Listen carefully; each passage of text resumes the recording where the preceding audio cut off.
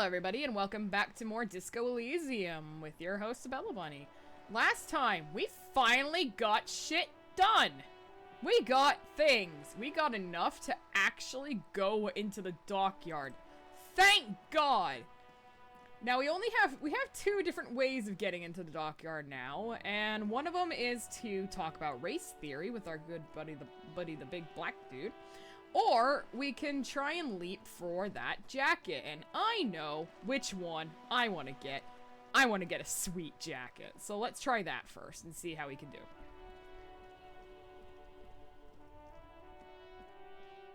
Alright.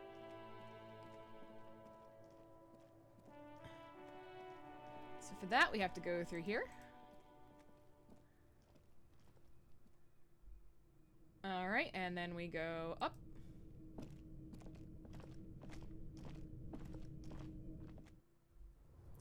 And now I need to take my pants off. Because I need as... Oh, okay, I think I've got it. Let's not, Don't hold that, you silly. I have as much of the... savoir-faire as I can get. Because I have nothing that gives me savoir-faire. And I want to try for that damn coat again. Yeah, see, nothing gives me savoir-faire, so that's fine. Alright. See this coat? I want it. Give me this fucking coat. Take my time running up the stairs. A tarpaulin cloak is still caught on the railing. No one has claimed it for their own. Alright.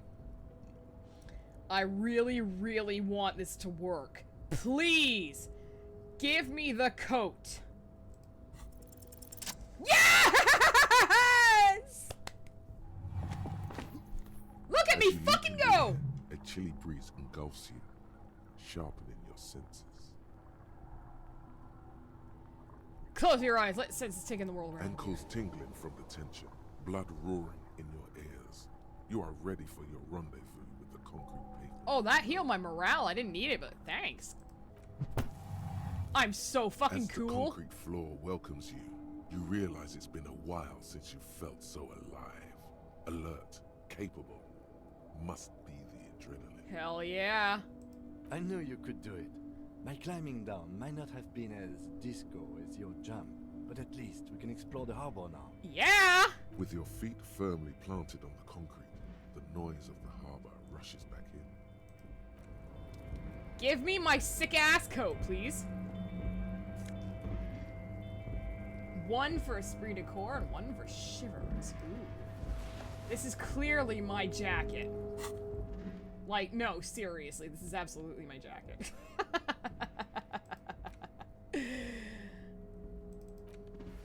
Oh, I look hella something. I have no authority in this. Okay, disco ass blazer. Alright, a police coat made from heavy tarpaulin would be nigh wind and waterproof. There weren't 3 bullet holes scattered on the surface. The signature white rectangle of the RCM covers the garment's back. Alright. My pants give me -1 to XP. Physical instruments, pretty good. Gloves give me electrochemistry. Shoes are really funny. Okay.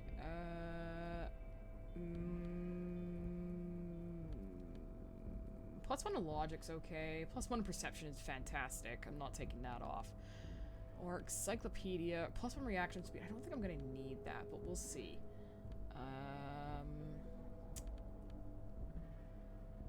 Yeah, I'd rather have... Well, I've got a lot of electrochemistry. I think I'll switch to pants.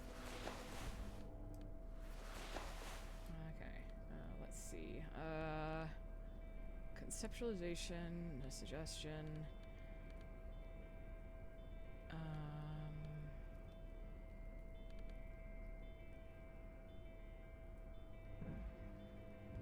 Would that work? What's my thing like? +1 to conceptualization. Authority and suggestion is pretty low.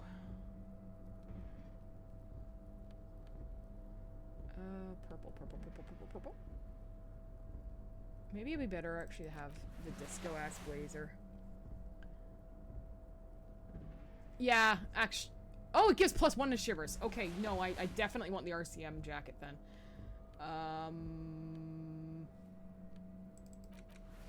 Haha, go shirtless. Nah, white tank top. Items. Let's do the... Oh, let's do having the... Well, just in case we want something. Let's get chain cutters in hand. Okay.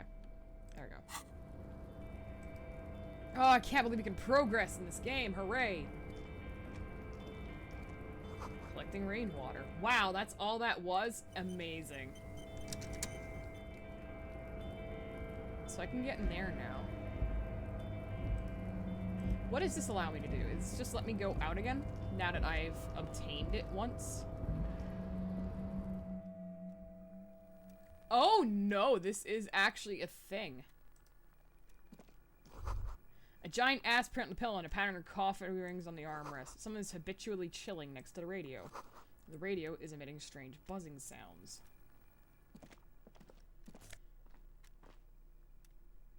A book.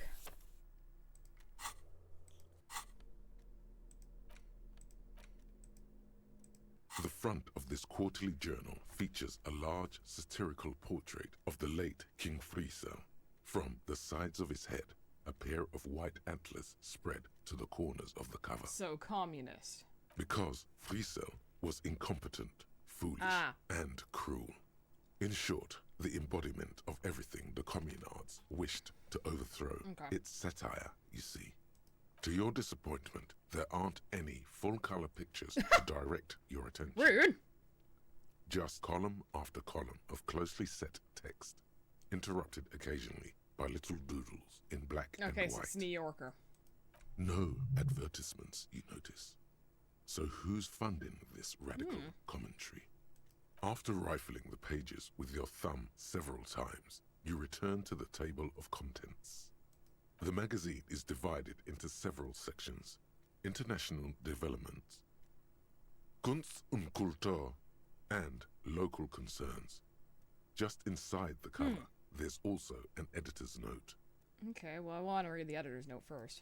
Comrade, as you know, this journal takes its name from Mazov's immortal expression, du cristal à la fumée. This was his way of describing the way the rigid, crystalline structures of capitalist ideology turn to smoke under communism. But, like the structures of capitalist ideology, we too are at risk of going à la fumée. Unlike many publications which are content to spoon-feed their readers reassuring drivel, La Fumée is committed to telling the radical truth, even when that truth may drive away potential subscribers. Only 4 issues in, and it sounds like they've already alienated their readership. Perhaps they've overestimated the market demand for this kind of commentary. Yeah. So please, if you value our radical Mazovian perspective on contemporary politics, culture, and international affairs, please consider subscribing today. Yours in struggle, the editors. Whisper Kim, I think this is a communist magazine. Or play it cool, pretend everything's in order. You flip back to the front of the magazine. The table of contents unfolds Local before concerns. you. Unsurprisingly, much of this section is taken up with articles declaring unqualified support for the dock workers' strike. You skim the headlines. Paint the harbor red and white. Martinez tames the wild pines. A city in revolt. First we take Martinez, then we take La Delta. Finally, there's a brief article by the writer, G. Martin, George Martin? accusing the owner of the Capeside apartments of illegally attempting to evict certain communist tenants simply for not having paid their rent. They haven't paid. This must be Gaston's handiwork. Oh, I've got options here. Oh, man. Damn communists should have killed a lot of them when they had a chance. If it wasn't for Wild Pines, all those moochers would be out of a job. Charging rent just to live somewhere is pretty outrageous. Whew. Wouldn't it be better for everyone if labor and capital could reach some... No, charging rent just to live somewhere is pretty outrageous. The writer G. Martin remarks dryly that capitalists love wealth redistribution, so long as it's only redistributed upward. You flip back to the front of the magazine. The table of contents. This section includes a long, tedious critique of the latest round of free trade negotiations between the EPIS nations and the Free State of Semenine. You also skip over an article about heavy fuel oil smuggling along the Messina border, something about bear wrestling in Samara, book riots in Yugograd. Whoa, whoa, whoa. Bear wrestling. Flip back to that. Fuck yeah! Bear wrestling. It seems to be part of a new public fitness initiative in the People's Republic of Samara, SRV, devised and promoted by none other than President Kanajinsky himself. According to this extremely credulous account, Uncle Sport, as he's affectionately known to his people, has recently decreed bear wrestling the national sport of the SRV. When it says bear wrestling, does that mean two bears are... Oh, hang on. Tell me about Uncle Sport. Based on the description in this article, he appears to be an extremely competent and democratically elected president. Great, now let's get to bear wrestling. It's quite straightforward. A standard match features one man, or in some cases, woman, against one bear. Two competitors, one ring, 5 rounds, or until incapacitation. According to the SRV's Ministry of Information, the program has been a tremendous success. Public support stands at 87%, and youth obesity and alcoholism rates are down 12% and 7%. So you're telling me we can solve youth crime by bear wrestling? This is the SRV we're talking about. If you think those are the real numbers, there's probably a guy who wants to sell you a bridge in La Chette. Not sure I trust those numbers. What are you, a statistician? Did the moral intern send you on a fact-finding mission? This is the SRV party line, comrade. Do you think there's any chance our case will take us to the SRV? The Samaran People's Republic? No, I should expect not. Why do you ask? Oh man! I was thinking it might be fun to see a bear fight. I was thinking it might be fun to partake in a bear fight, or no reason. This is where I really wish the thing was working so I could ask for a vote. Circle, what do you think? Do you want to fight a bear, or do you want to watch someone fight a bear? What would you rather be in a fight with a bear or a man? Fight that fucking bear. I suppose that would be something to see. The lieutenant seems amused at the thought of you wrestling a bear. You flip back to the front of the magazine. I don't want to learn about the other thing. That's funny. Fuck that bear.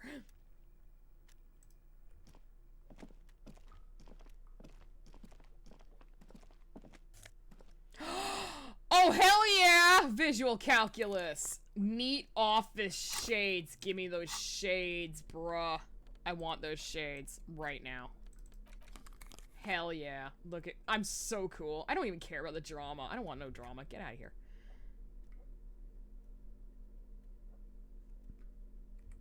Amazing. Yeah, some men are also bears. I know, I married one. It was kind of weird when I suddenly realized that I really am attracted to bears, and unfortunately I was born a woman. The dark... Someone left the coffee machine on. The dark liquid looks almost sentient. That was... It's funny you mentioned that. The reason he got the nickname Sasquatch is he was not gay enough to be a bear. At least according to my friend's logic. On second glance, someone has forgotten to properly close one of the drawers. It's unfortunate for the Union to just leave their paperwork lying around like this. Kim, you wouldn't. Let's see what's inside, he thinks. The drawer opens smoothly. Inside is a well-organized selection of brown folders. Hundreds of documents containing logistical data. 2 kinds of transactions stand out.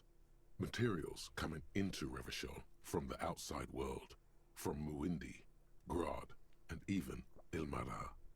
And the same materials being handed over to companies inside Revachol, Kuron, Coal City, La Delta, and Jamrock are listed among the many districts where the imports are being sold. Anything interesting?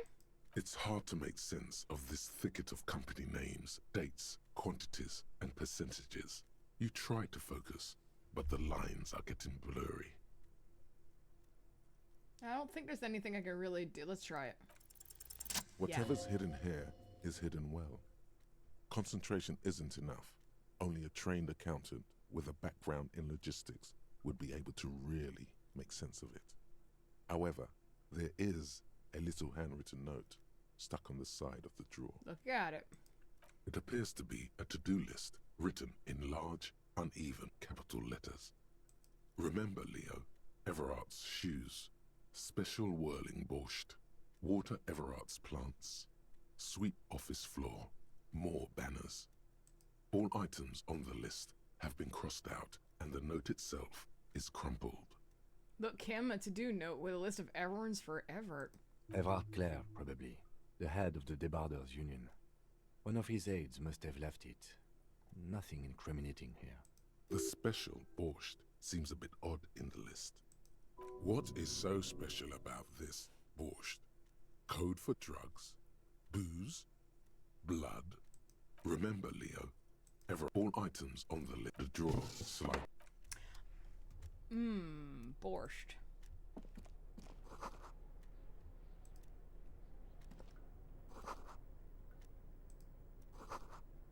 Okay.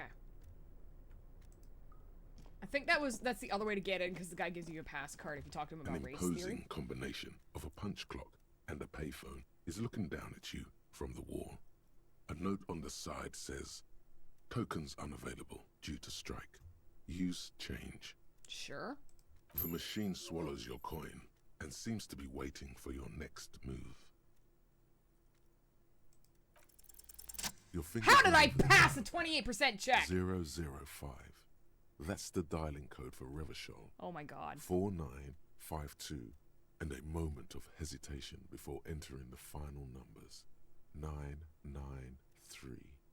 I'm having a lucky day today. Calling. Calling. Still calling. Then. Video Revachol, 24-hour video rental. You rent 8 and 10mm film for home use. This is Lummy. How may I help you? The voice of a youngster on the other end sounds as enthusiastic as that of a man walking towards the gallows. What is this place? Video Revachol is a 24-hour video rental. You rent 8 and 10mm film for home use. This is Lummy. What is this place to me? Sir, I don't know. It's a video rental. Maybe you rent videos here. Do you know me? No. Why did I call you? Maybe you called to extend your rental period? Do you need to extend your rental period? My name is Raphael Ambrosius Cousteau. Do you have anything on my name? Raphael what? Listen, I can't help you over the phone. If you need further assistance, you can visit us on the corner of Voyager and Main. Are we done? On the corner of Voyager and Main, a large neon sign hangs on the side of a building. Video Revachol, 24 hours. It's raining and there is almost no traffic on the street. A woman's footprints in the mud lead away from the front door. Tiny heels tiptoeing down the road. Beautiful steps, light-footed with a lifetime ahead of them. You look up and the air seems to grow darker. Am I gonna have a heart attack? Suddenly you feel like you don't want to hear about video rentals anymore. You don't want to hear about any of it. It was all shit. It's over. Kim, I feel sad about Video Revachol 24-hour. That's enough for you today. Let's conclude this call. We're done. More background info. I can't believe I passed that check. 28%? I've been failing ones as high as 75. Shut up. Blockbuster nostalgia. Still looking around just to see if there's anything. Oh yeah, give me those bottles, please. Thank you kindly. That's money.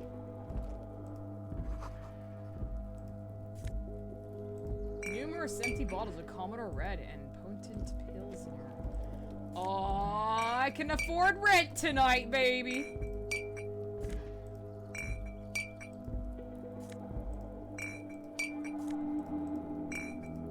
At least 3 packs worth of cigarette butts. Snow is quietly covering the numerous wine bottles and cigarette butts on the ground.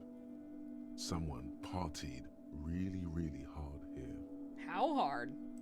Well, they went through 6 bottles of potent Pilsner, 3 bottles of Commodore Red, and almost 4 packs of cigarettes. It must have been pretty hard. Did I do this? Well, yes, I think we can say with relative confidence that it was you.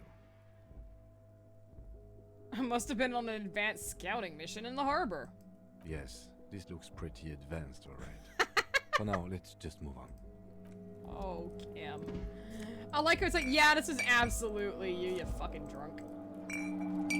Hang on, I need rent money. Take all these bottles. I wish I could take all of them in an area. That's kind of annoying. Okay. There's one more.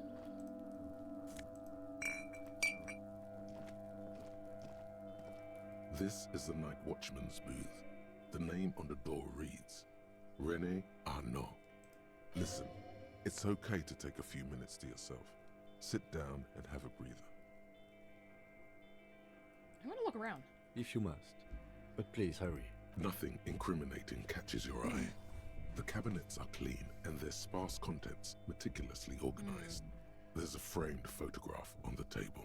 Looks like the inhabitant is rather pedantic when it comes to order. Leave it alone. Let's get going. The entire neighborhood can see us up here. Leave. We'll come back to that. What is bouncing? Oh yeah.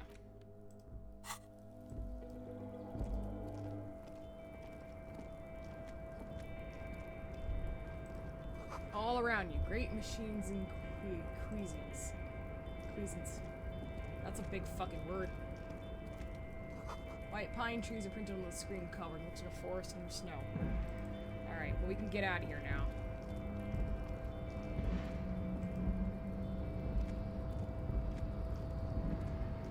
What is this? A rusting control panel with several knobs. 2 buttons marked Marche and Arrête are faded with use. It seems to control the large crane above. A container is attached to its hook block. Marche. On. Arrête. Off. With a loud grind, the crane shifts overhead, moving a massive metal container through the air. I turned it on!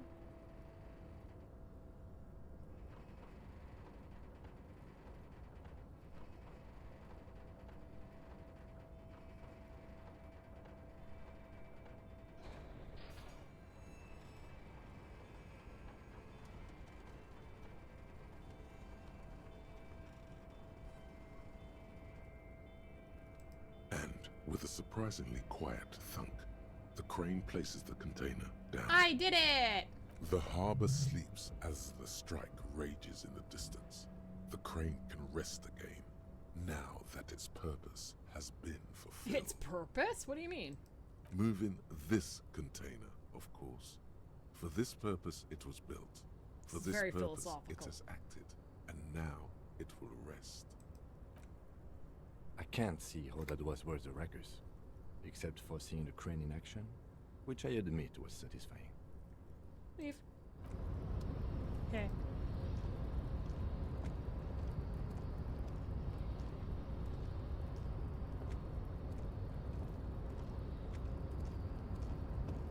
I made Kim happy. Money!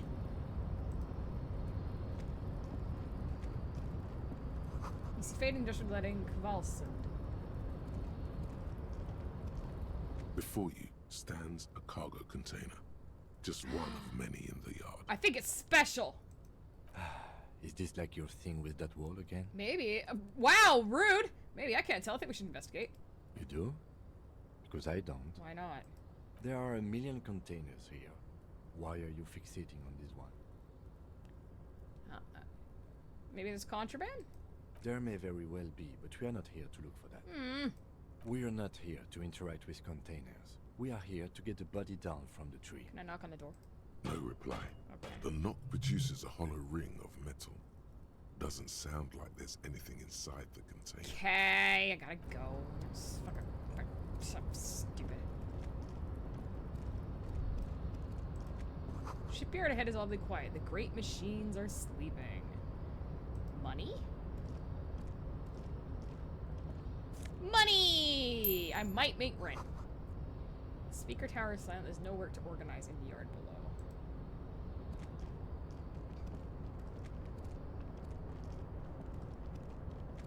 This is a really odd way of getting around. The musk of oil and rust comes from the chasm in front of you. Smells like blood. Hey, cool! I got sick-ass gloves. What do these do? These are electrochemistry. And these are half-light. What is half-light? Unfiltered contact. Cigarette stain fingertip. I get either one. There you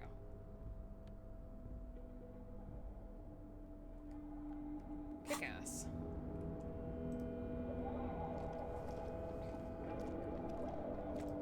Money? Money!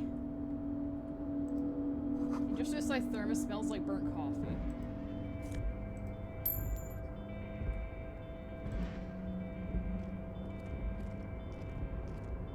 Oh, hi. Bandit sags on the way to rain and snow. White raves on red. Talk to this fellow. Container, container, I'll turn you nice and red. Container, container, put the logos on. They don't rhyme! The lyrics to this container song are being made up as he goes along. Durr. The accent is so thick, it's impossible not to notice he's Ubi, from the vanishing peninsula of Ubisunt on Muindi. Container, container, used to be Wild Pines. Container, container, now belongs to Everard. Tiny man is so engaged, he doesn't notice you. Hi! Everard, Everard, Everard, he looks after everyone. Huh? Well, hey there. How can I help you, mister? I see you are not a union man, mister. Did you get lost? You're not one of them scabs, are you? What is with people in scabs? I mean, I don't personally mind. Folks is just folks, you know, and folks gotta eat. He doesn't seem to be waiting for you to answer. Just some of the other guys don't look too kindly on the scabbing kind, if you know what I mean, mister. You're Ubi, right? Oh, yes. Born and raised in Irish, mister. Mum had to leave my dad after he got a bit violent. Took us here to the new world. I was about 10 then. Too old to lose my accent then. People say us Ubis are up to all sorts of trouble with sheep and other animals and whatnot. I just want you to know there was never any of that where I come from. No, sir. Those are just nasty. Guess who's the Irish? Thank you for clarifying that, sir. What's in the container over there? Oh, that one. That should be empty as far as I know. Lots of containers here have nothing in them. They're just waiting to be loaded up. Okay, damn it. Are you the Leo who wrote the note to make more banners? Oh, yes, yes. I leave all kinds of notes for myself.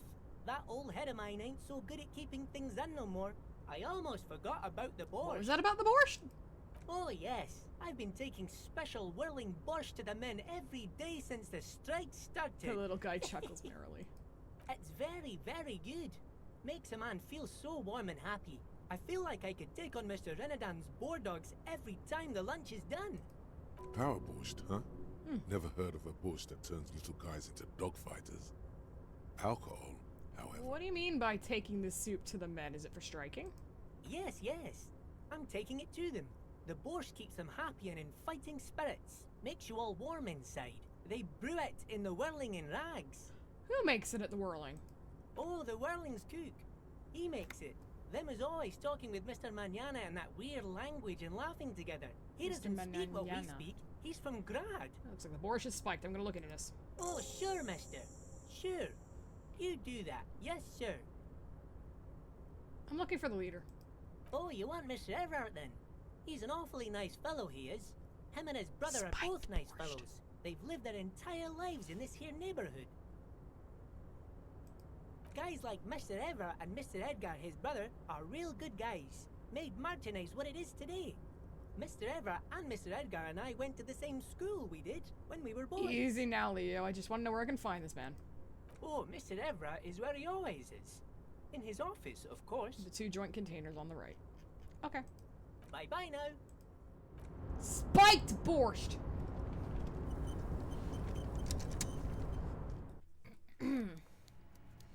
Okay, what do we got here? The coffee in the giant thermoses is still lukewarm. A stair made of pallets leading up. Time for quick save.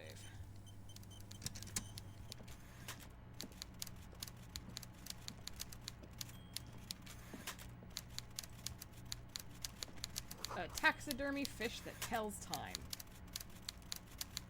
Amazing. Before you is a walrus of a man seated behind a large desk. He looks up from his work, not the least bit surprised to see you. With great effort, he straightens himself up in his chair, yet says nothing.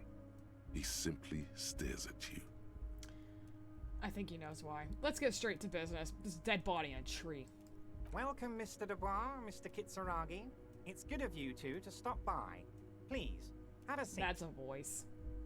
I'm Everard Clare, head of the Debarders Union here in Martinez. No shit, Sherlock. I'd offer you my hand, but unfortunately my health prevents me from getting up. You understand? Uh-huh. He looks extremely comfortable. The tiny folding chair, on the other hand, looks like a torture device. You go ahead, detective. Oh, is this it? Is this the chair? Is this the chair that can kill you? Whatever he has in store for you, it can't be good, he thinks. Is this the chair where you can sit in it wrong? Forget about that. What's with this Dubois stuff? You're getting some seriously bad vibes from that name. I'd rather stand. Please, Mr. Dubois, let us converse in a civilized manner, as equals. Take a seat. I insist. Is this the chair that kills you? Excellent, Mr. Dubois. I can see that you're a reasonable man, and reasonable... Damn, this chair is uncomfortable! Reasonable men can be of great use to one another. I'm so tempted!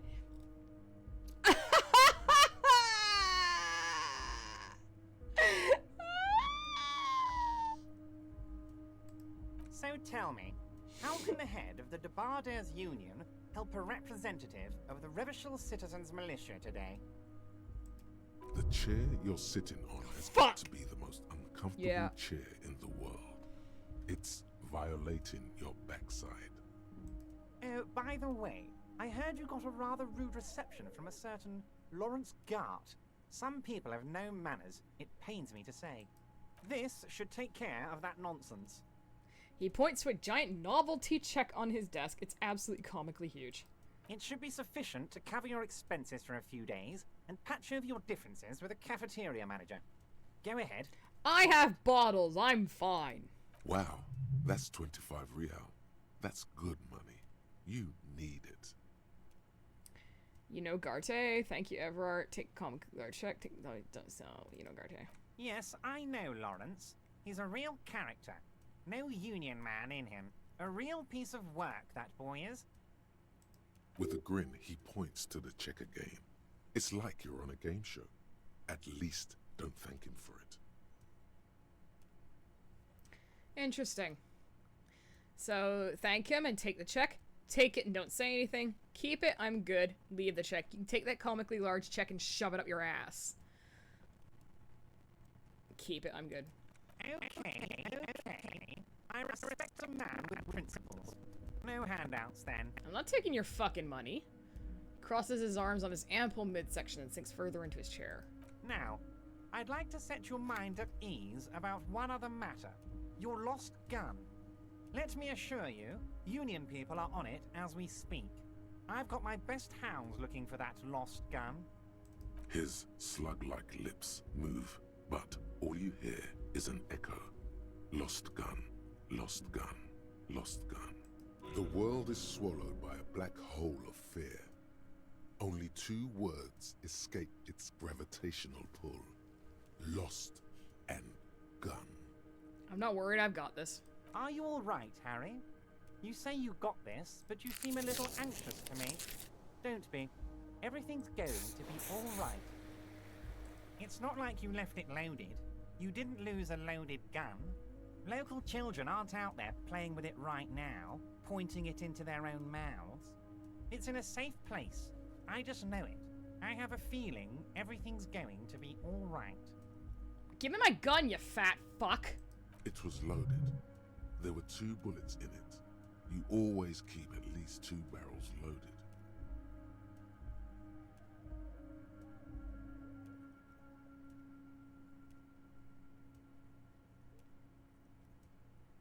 YOLO! God, you're sweating. Your knee is jerking. You're about to cry, aren't you? You're about to cry because you lost your gun and those children are gonna shoot themselves with it. I only lost by 1. I almost made it. You want to cry? God, you're weak. Whatever you do, don't cry. You'll think you're disgusting. Mr. Dubois, you don't look so good. What is this, Mr. Dubois? He keeps repeating. What is he trying to pull here? You need to cool the fuck down. Chill. Mr. Dubois! Mr. Dubois! Harry! The large man snaps his fingers, but to no effect. You're in some stupor. Keep sliding down the chair like a jello shot. Nope, there are no Harrys. Let your mind go to a safe place. Mr. Dubois, are you okay? Can I get you a glass of water or something? Are you having some kind of medical emergency? Maybe you could use your hands somehow, in a kind of throw-in motion, like you're throwing that Mr. Dubois act right back at him. He's Mr. Dubois. Now I'm good as it gets, Mr. Dubois. Vaguely gesture with your hands above your Don't be head. dramatic. I can see your condition isn't terminal. Fucking Kim. What an odd demonstration of... you got me, Harry. I don't even know what. As entertaining as it was, I'm afraid I'm we're not wasting our sliding time. down the And I'm chair. an I extremely want to busy actually man, do as something. I'm sure you are too. Okay, enough. We are here to ask you some questions pertaining to a murder investigation. Quick, here's your window. Get yourself together and ask him questions. Police officer questions. It is about time to stop embarrassing yourself. Questions will help you regain some of your lost dignity. I've just finished investigating the local drug trade. You've got a lot of spirit clearing up the drug problem alongside this murder. I'll talk to the mayor and see if I can get you the key to the city, Harry. Now, let's talk real business. I want to talk about the hanging. Oh, of course. That's your main thing here. That's why you're in Martinez. I know everything that goes on around here, and I would love to discuss it with you. I mean, it's no secret that the lynching is connected to the strike. So much to talk about. Honestly, it's been weighing on me so heavily. I understand you need to interview me. Say nothing. But there's a thing that's been keeping me up at night. I want to talk about the hanging. I mean, if we could just calmly talk, exchange information, we could blow this thing I want wide to punch open. this fucker in the face. Is that an option? Yes, that sounds good. Let's do that. But I can't think straight with this thing weighing on me. You're police officers, aren't you? I have a crazy idea. You guys are basically door-opening machines. Incredibly talented at opening doors. Kim, is that true? Are we door-opening machines? I'm not sure I understand. If you're asking us to break down someone's door, it's not going to happen. Come now. I just need you to go open a little door for me and leave it unlocked. A simple thing. Absolutely nothing shady about it. Liar. Does this jiggling ooze think he's going to use you? He's got another thing coming. Play his game, son, with your eyes peeled. He's going to slip up, and when he does, you're going to come out on top. Whose door is it? Oh, no one's. It's just a weasel. A weasel lives there. Nothing for you to worry about. What do you mean by weasel? A loud blabbering weasel. When weasels feel no one is watching, they start acting foolishly. Just go there, unlock the door, and leave it open.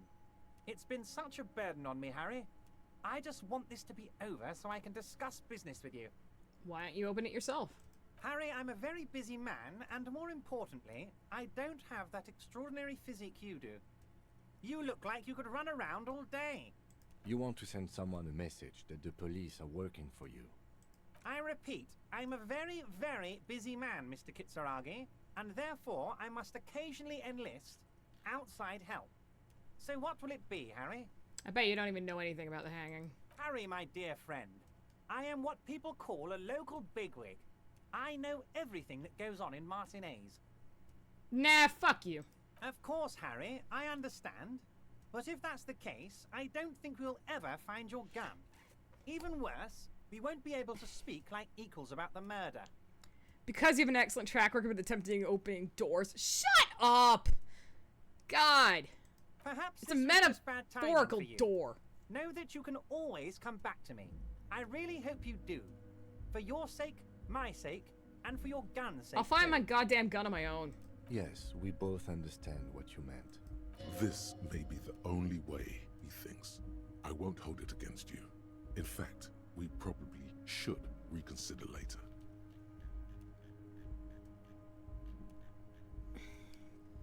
What's in the container that's outside your office? My dear Harry, there are literally millions of containers in this harbor. I couldn't possibly remember what's in all of them. There's something special about it. It was attached to the Kvalson crane. Harry, you smooth-talking son of a bitch. Time is a precious resource, and I don't have enough of it to count containers with you.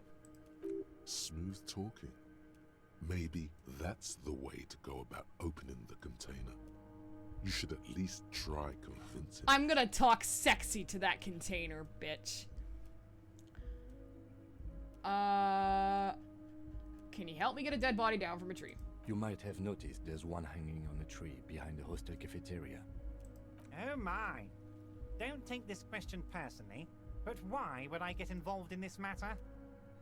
Mr. Clare, the man was hanged with a cargo belt, a steel-reinforced cargo belt. It's safe to assume the Union had something to do with the murder. Besides, getting the body down would benefit all of us. It's a stain on the neighborhood. Also, I studied the footprints at the crime scene. Worker boots. I can certainly see how having him up there might start affecting some real estate values. But of course, all joking aside, I am going to help you. He picks up the handset with a radio phone to his right, then clicks a button. Jean-Luc, my boy, I'm sending 2 police officers down. They have a dead body in a tree problem they need help with. Namely, they need it to be taken down. And, Jean, please take it easy with the race signs. He's had enough of that. He hangs up and turns back to you. You can find Jean-Luc down at the gates, but you already knew that. Anyway, he's going to help you. You come, Mr. Dubois, why? Of course. Let us dispatch with the formalities. You call me Everard, I call you Harry. That's what the hanged corpse called you. Harry. So that's really my name? My God, so it's true. I didn't want to believe it, but you are a fantastic science fiction amnesiac cop, aren't you? What are the odds of that? I think the odds of that are very low. My memory's fine, I'm just testing you. So good to hear that, Harry. Apparently my sources were wrong. However, if you did have a spot of memory trouble, I could help you out. With my big fat folder. I beg your pardon? Words flow like a river of honey from his lips. It's just a brown folder. You can't make out what's written on it. Are you trying to tell me you've gotten hold of some of our documents? Mr. Kitsuragi, would you mind? Me and Harry are talking about his lost identity right now. Don't just jump to the folder. That's not smart. Shows you're on the edge. Do some probing first. No. Of course, Harry, of course. Let's not linger on personal details and Wait. You need this to get in and out through the gate. Thanks. I was wondering how I was supposed to get out of here. Here, you're one of us now. A real red and white union man. Take care, Harry. Prick. He's so greasy, I hate him.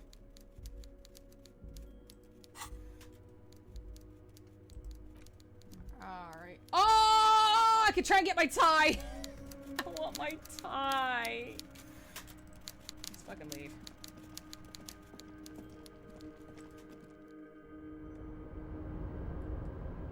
Can I talk to you again? Oh, hey, mister. I knew you'd be back to talk with old Leo here. Yes, I did. Yes, I did. It's like Lady Larice said when she opened a bathhouse in the basement of my apartment building. They can only get so far before they're aching to get back. And lots of folk really did keep coming back. I had some questions. No trouble at all, mister. No trouble at all.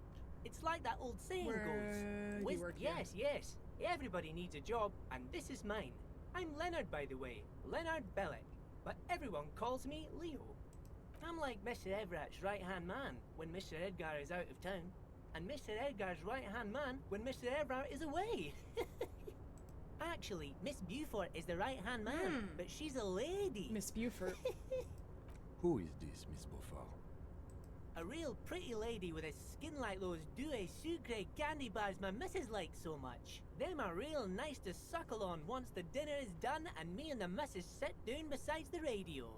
But I can't listen to the radio all the time. There's so much to do around here and I'm always busy keeping things running here. Who is she? Yes, I am. Oh, Lizzie. She is a real sharp tool. Mr. Everett put her through some fancy school and everything. Ah, yeah. East of the river. 4 years she was gone, and when she came back, she was all fancy and lawyerly. But she's a real nice girl. Grew up in this here neighborhood. Knows everybody and gets along with everyone. Real pillar of the community one day, I'm sure. If me missus and me was to have a child, I'd be real happy if she turned out like her. But she can't have kids. Dr. Lemaitre said so. And she knows about such things. Been a doctor for almost 50 years she has. Law school? Could she be talking about the union fixer? Looks like it. I'm not sure what a fixer is, but she is a real nice girl. Smart as a whip too. Oh, I'm just making some covers for them containers here. Yes I am, yes I am. So it's easier for the crane operators to spot them.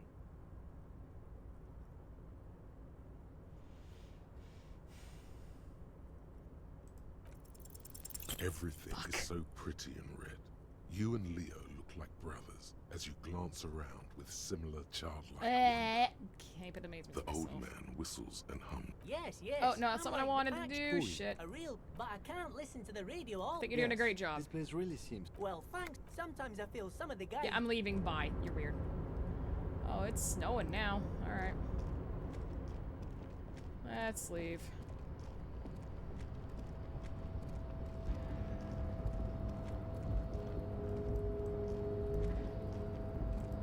Whisper sweet nothings to it. You're back before the cargo container. Its drawer has not lessened since you were last here. If anything, it seems to have grown slightly. Rhetoric. Erratic yet thorough. Being in the world for 2 days! You attempt to turn the handle. To your left, the lieutenant considers your actions with some puzzlement. Come on, 3%. Why are you even trying to open a door with rhetoric? Because getting physical wasn't an option. Because what wasn't an option? Never mind. Are you satisfied, detective? Yeah. Sad!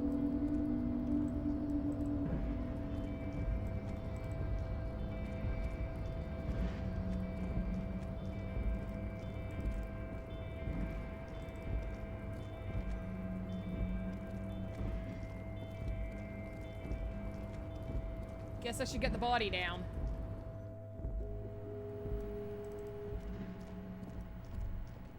Shit. What was that? Go back in. And at the bottom, the union logo and demand democracy. Okay.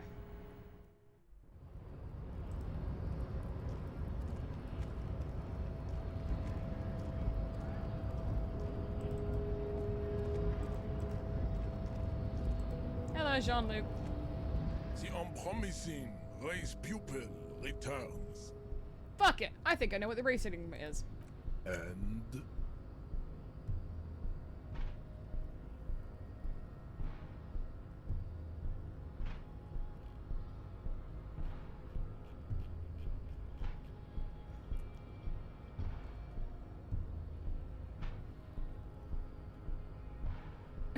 Okay, there's a lot of options. I like these.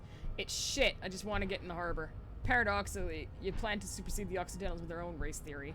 This racecraft is what rich people want us to do while they get all the money. It's just something you shock people with, liberal and progressives people.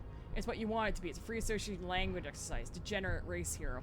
I don't know about the rest, but it's clear I should stop drinking the ancient Marian mind poison Al Ghul. This dump is ready to be superseded by the Aeropagiate state. I can serve as a clerk in your administration. Maybe you need a cop. What's my favorite?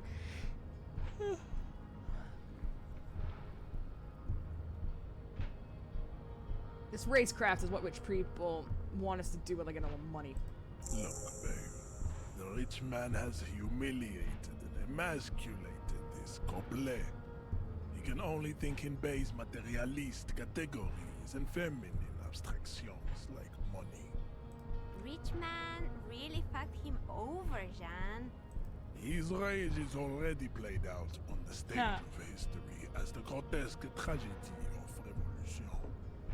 All it can accomplish now is impotent academic text and neurosyphilitic rock and roll melancholia. You could have used this opportunity to overcome your narrow Al Ghul ravaged identity. Instead of unlocking the race enigma, you attempted to add to it unsuccessfully. Take solace from the fact that these thoughts will never entirely leave your brain. They will be with you on the day you die. The only germ of heroism in your body. Now go. I have beauty and truth to discuss with my woman. Damn, Jean. How are you so romantic? Everett told you to help us get the body down from the tree. So it was. You surmounted the harbor wall in a display of athletic prowess to reach my superior. Then had him give me an order. I salute your cunning, and I will remove the body from the tree with my bare hands. You're so noble, Measurehead. But while I am gone, someone must stand guard on the bridge. That someone needs to be you. Both of you. What if we don't want to do that? This is the uncomfortable result of not taking it on ourselves. I can live with a compromise. Listen to your little friend. He is wise in his childlike way. His mysterious race may yet prove fierce competition to my heroic haplogroup. Okay. Babe, see that they stay here the whole time.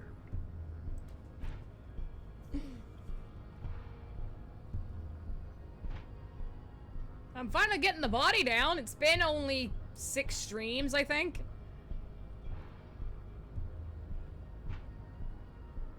The woman's gaze follows Measurehead as he leaves. So, you guys are like cops or something? We're just trying to keep things from going to shit. Have you ever thought that maybe things should go to shit? I'm Katya, by the way. You hear that? That sound. He's breaking something.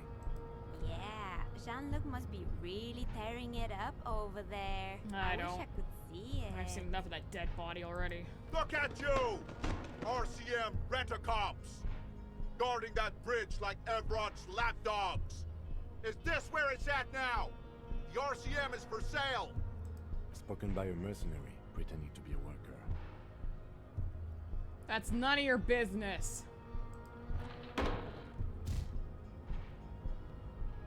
A shrill laughter interrupts you, echoing across Martinez. Ha! It's Kuno. Then,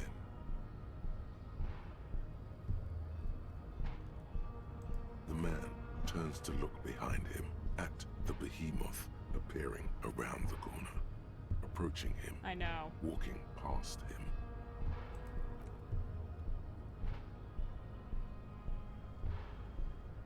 big man.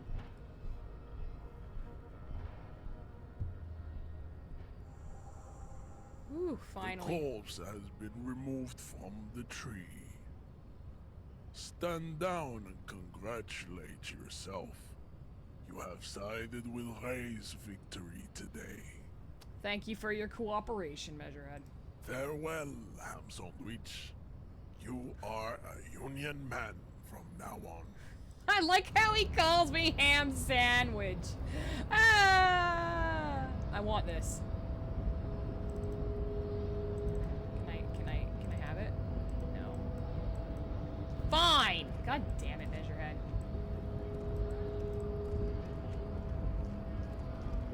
Okay, I can finally do something with his fucking body.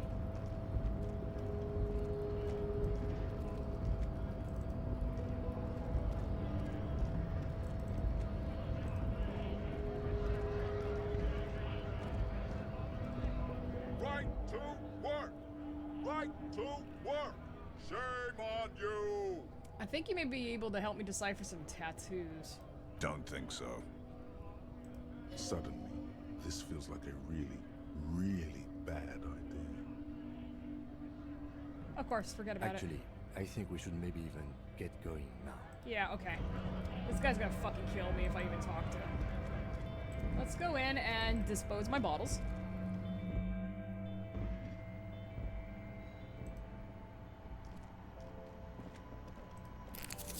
The tear machine stands in the corner. Your bottles clunk. into the Yay! machine, and Money.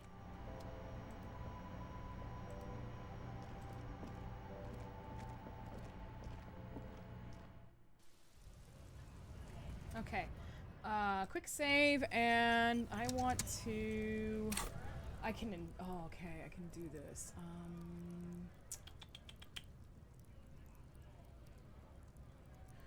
What should I...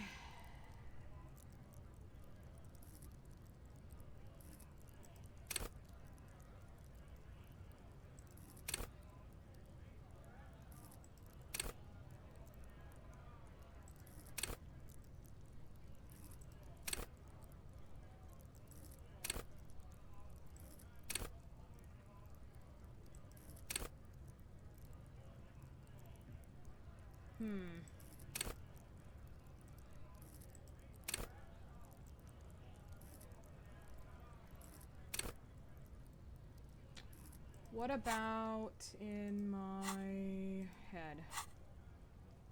There's a lot of stuff I could learn.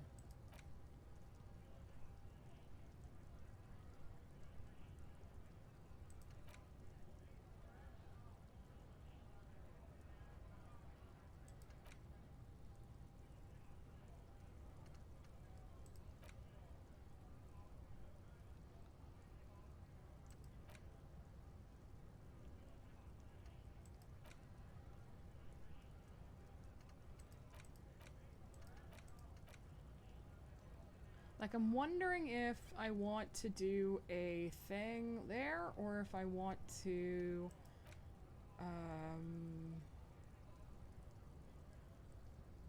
do, like, indirect modes of taxation, because it kind of sounds like fun.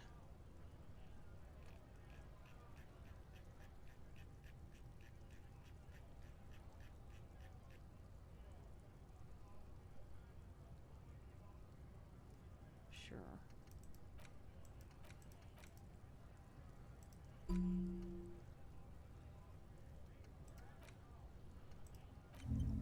I don't care about empathy right now.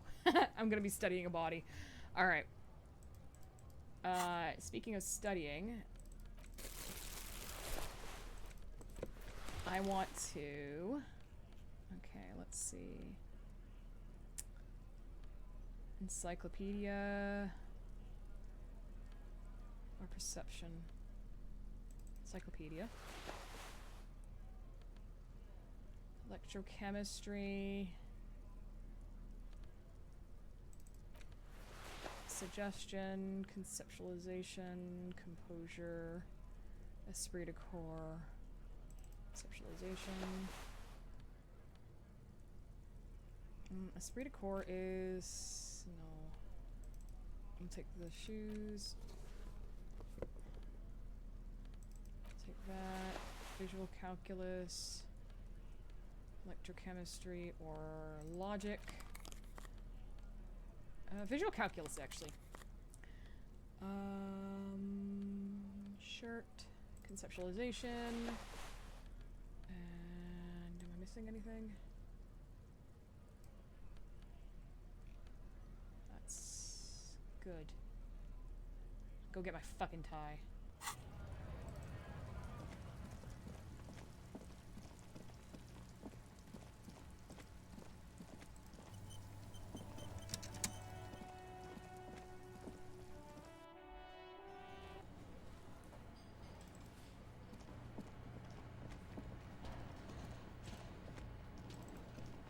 I want my fucking tie.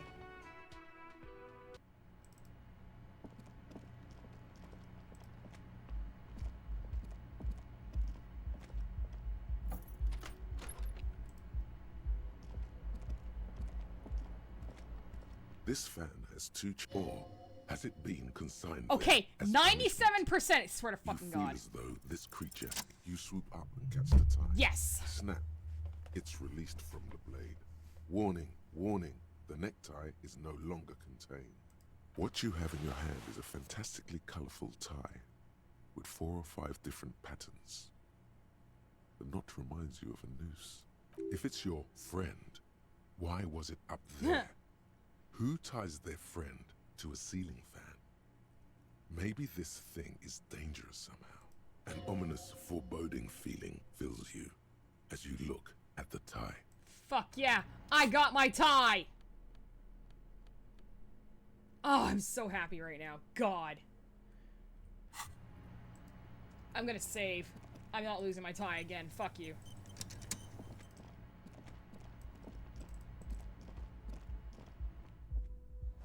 Okay. Oh, hey.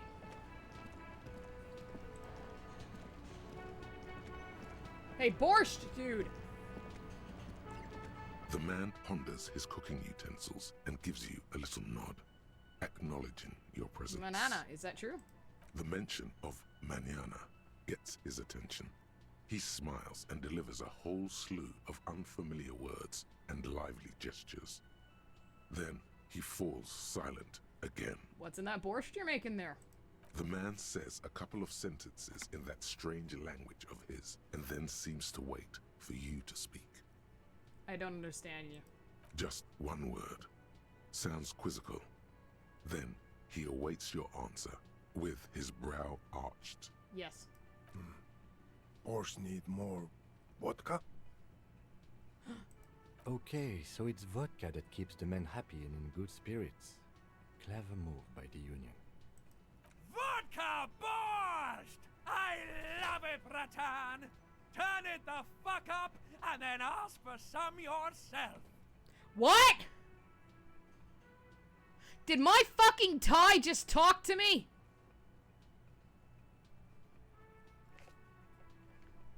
Turning it up seems like a dangerous idea, honestly.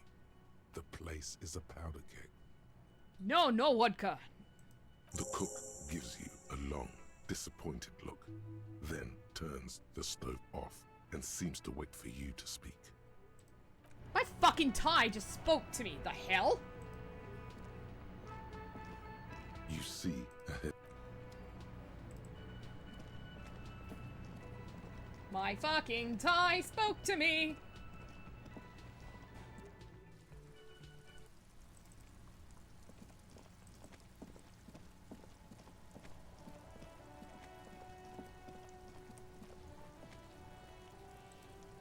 He broke the damn branch off. Holy shit. The corpse lies on the ground among the remains of an absolutely demolished pinewood branch. It's gently laid on one side. Great job, wise race mentor. Mr. Measurehead has done a good job. Nothing is too broken or compromised. The victim is ready for a field autopsy.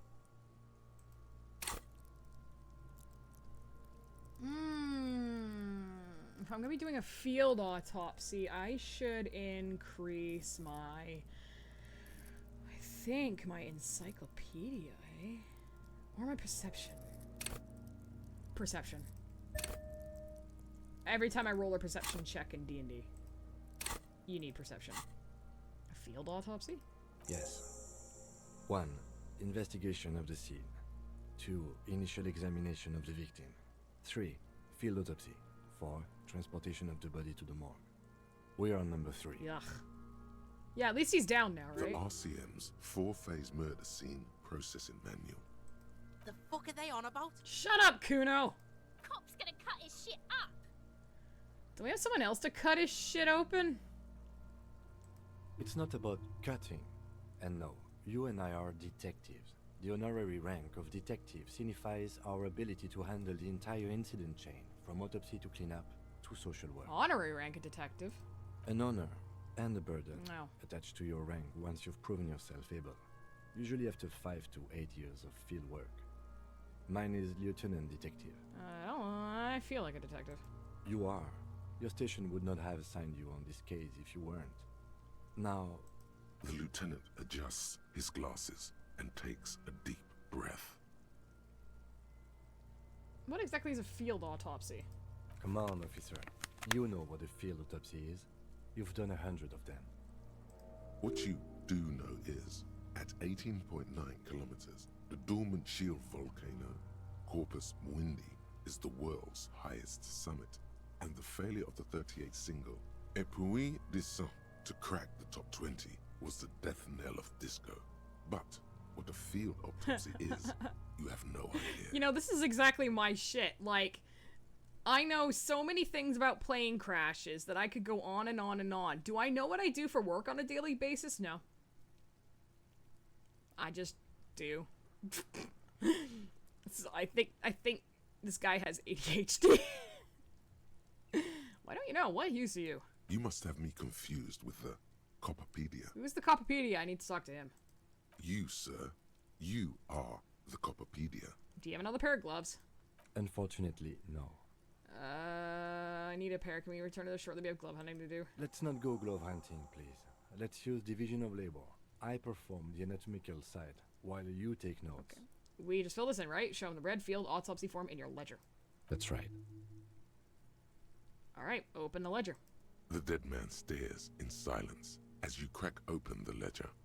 The bright red paper is covered in boxes and lists, describing the condition of his skin and organs in 3 parts. Above those, an 11-field info form needs filling out first. It begins with... Begin. 1. Assistant. That's you. Ah, interesting. No, my name is Raphael Ambrosius Cousteau. The corpse is indifferent to your scribblings, just lies there. The next box says... Coroner's case number. KK57-0803.0815. KK equals Kim Kitsuragi. 57 equals Precinct 57, followed by his date 0803 and time of arrival 0815 on the scene. He's indexed the case after himself, not you. He can take the fall for any dumb shit. Next. Name. We've heard the nom de guerre. Lely. It's better than nothing. Write it down. Lely. What's next? Date of birth? Yeah, date of birth. NA. Age. Roughly 50. Dry 40. The damage is so extensive, it's better to err on the young side. I'm gonna write round 42. He nods. Race. Mondial. Fair to olive-skinned, from the Isola of Mundi. This is as vague as it gets. You might as well say whitish. Write it down. The pudgy mess of curdled meat looks neither mondial nor anything other. Sex. Yes, please. Fucky, fucky! Male. Pigs can have sex. Right fucky fucky, right male, right pig's gonna have sex. Nor does he look male, with his pregnant belly and indistinguishable face. Date of death. We're still going with March 4th. 51. Alright. What else? 9. Body identified by is non-applicable. 10.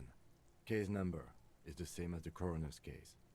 KK 57 0503 0815 listens motionless, with the cargo belt still around his neck. Only one box remains. Evidence of treatment. None. At least not after the initial examination. What exactly is treatment anyway? Interfering with the body's position or wounds post-mortem. I'm not so sure. Didn't the footprints look like he was carried over? They'd have to have incapacitated and carried him over. This man was more than a match for untrained dock-workers. He places his hand on the dead man's chest as if in preparation. Your central nervous system recognizes this gesture. It's the stations of the breath. Ecclesiastic, religious in nature, a holdout from pre-Delorian burial rites. It takes him 2 seconds to perform. Then, somewhere in Jamrock North, a small wood shed behind Rosencrantz Row, Lieutenant Nick Feuerbach puts his hand to the chest of a small corpse, no larger than a monkey. It's raining outside, light drizzle. There is darkness in the shed. Elsewhere yet, an obese female sits in a wicker chair, her silhouette bull-like against the window. Outside, Grand Coudon. The day is turning dim for Sergeant Mac Dawson. Hand extended, he approaches, to make sure she is dead more than anything else. And so, all across Jamrock, Coal City, GRIH, 42 deceased persons found today. 42 stations of breath. Nice, Sasquatch. We should start the post-mortem. Turn the page. The corpse cannot feel Kim's hand on his chest. It no longer meaningfully interacts with its surroundings. A thicket of boxes and lists on red copy paper tries to answer why. I think that's a good place to pause for now, because I need to consider some things, so I'm just going to take a quick break, get myself some water, and we'll be right back. If you're watching the VOD, it'll be instantaneous. See you then. Alright, I'm back. Here we go. External examinations, summary. Clothes. The deceased wears armored boots and white briefs. The make of the briefs is Babrodine, I think. Let's see. Turns the body onto its side, check the underwear label. See, it's happening. Babrodine, yes. Inexpensive. Size M. Color white. The disappointment is palpable. The red-haired thing was expecting something. I like the red-haired thing. Lurid. The boots are ceramic, vitreous enamel. They are fused to his skin from blood flowing downward post-mortem. Removal of the boots is left for processing. It would be clever of you to omit the boots altogether, sire. If you are to keep them for yourself, as you ought to, you have deserved them more than anyone else. When am I gonna get them? Patience. After the autopsy, before the body is taken away, there will be a window of opportunity. After the lieutenant has gone to sleep. I hope this has helped you, my liege. Fuck, I'm gonna do something bad. Omit the boots. The boot has a serial number. It's E50.100.100. The lines between the plates are in the shape of the alphanumerical. The number is purposefully concealed by the design. Why am I writing it down? Tattoos. He stands up, feet planted on the inside of the body. The upper torso is covered in a single, continuous tattoo, resembling a map of the night sky. It reaches from the right shoulder to the heart. The ink is blue and white. The assistant has a color photograph of the markings, to be added to the case files as document A1. The photo is taken on the scene, using a Trigat Mini. The deceased has a cargo lashing belt around his neck, tied with a hangman's knot. Color yellow. Length 3 meters. There is a buckle on the other end. Well-nourished, athletically built, measuring 1.8 meters. Generally consistent with age 42. Preservation is good. Ambient temperature below freezing. Body hair is light brown. Distribution is consistent with age. The deceased had male pattern baldness. Hair is combed back, short. Touch it! His hair feels wet, soaked with rain, cold to touch. Not that different from a living person. after a swim. I don't want to stroke his hair. Fuck. Lividity is consistent with hanging. The head is congested. Contusions are present on the head, chest, and thighs. Consistent with stones thrown post-mortem. Low velocity. Fucking low velocity? You think Kuno doesn't know what you're talking about? Velocity was fucking max. Talking shit about Kuno's velocity. In addition, there are bite marks on the face, scalp, and chest. Consistent with predation. Write down. I'm not giving Kuno anything. Ligature mark. The lieutenant produces a small folding knife. With the other hand pulling on the belt, he starts cutting into the polyester. The stench is horrid. After a while, it's obvious the material cannot be cut. The steel wiring. There's too much of it. We need to remove the belt so we can get to the ligature mark. You got just the right tool for that. The chain cutters. Oh yeah, I'm prepared. Pet the chain cutters. The hanged man lets out a joyous little bubble of Good thing we got these chain cutters. Always good to think ahead. Now... He points to the rope squeezing the dead man's neck. We need to cut the belt to see the ligature mark below. Carefully, with as much precision as you can. Okay. See, my pig is gonna fuck his head off. No, he ain't. Your pig's a boring fuck. Look for a good spot to cut. The belt is equally tight around the whole circumference of his neck, swelling over the edges like white bread rising from the east. I'm not your pig, Kuno. You are? You're Kuno's pig? Oh, fuck!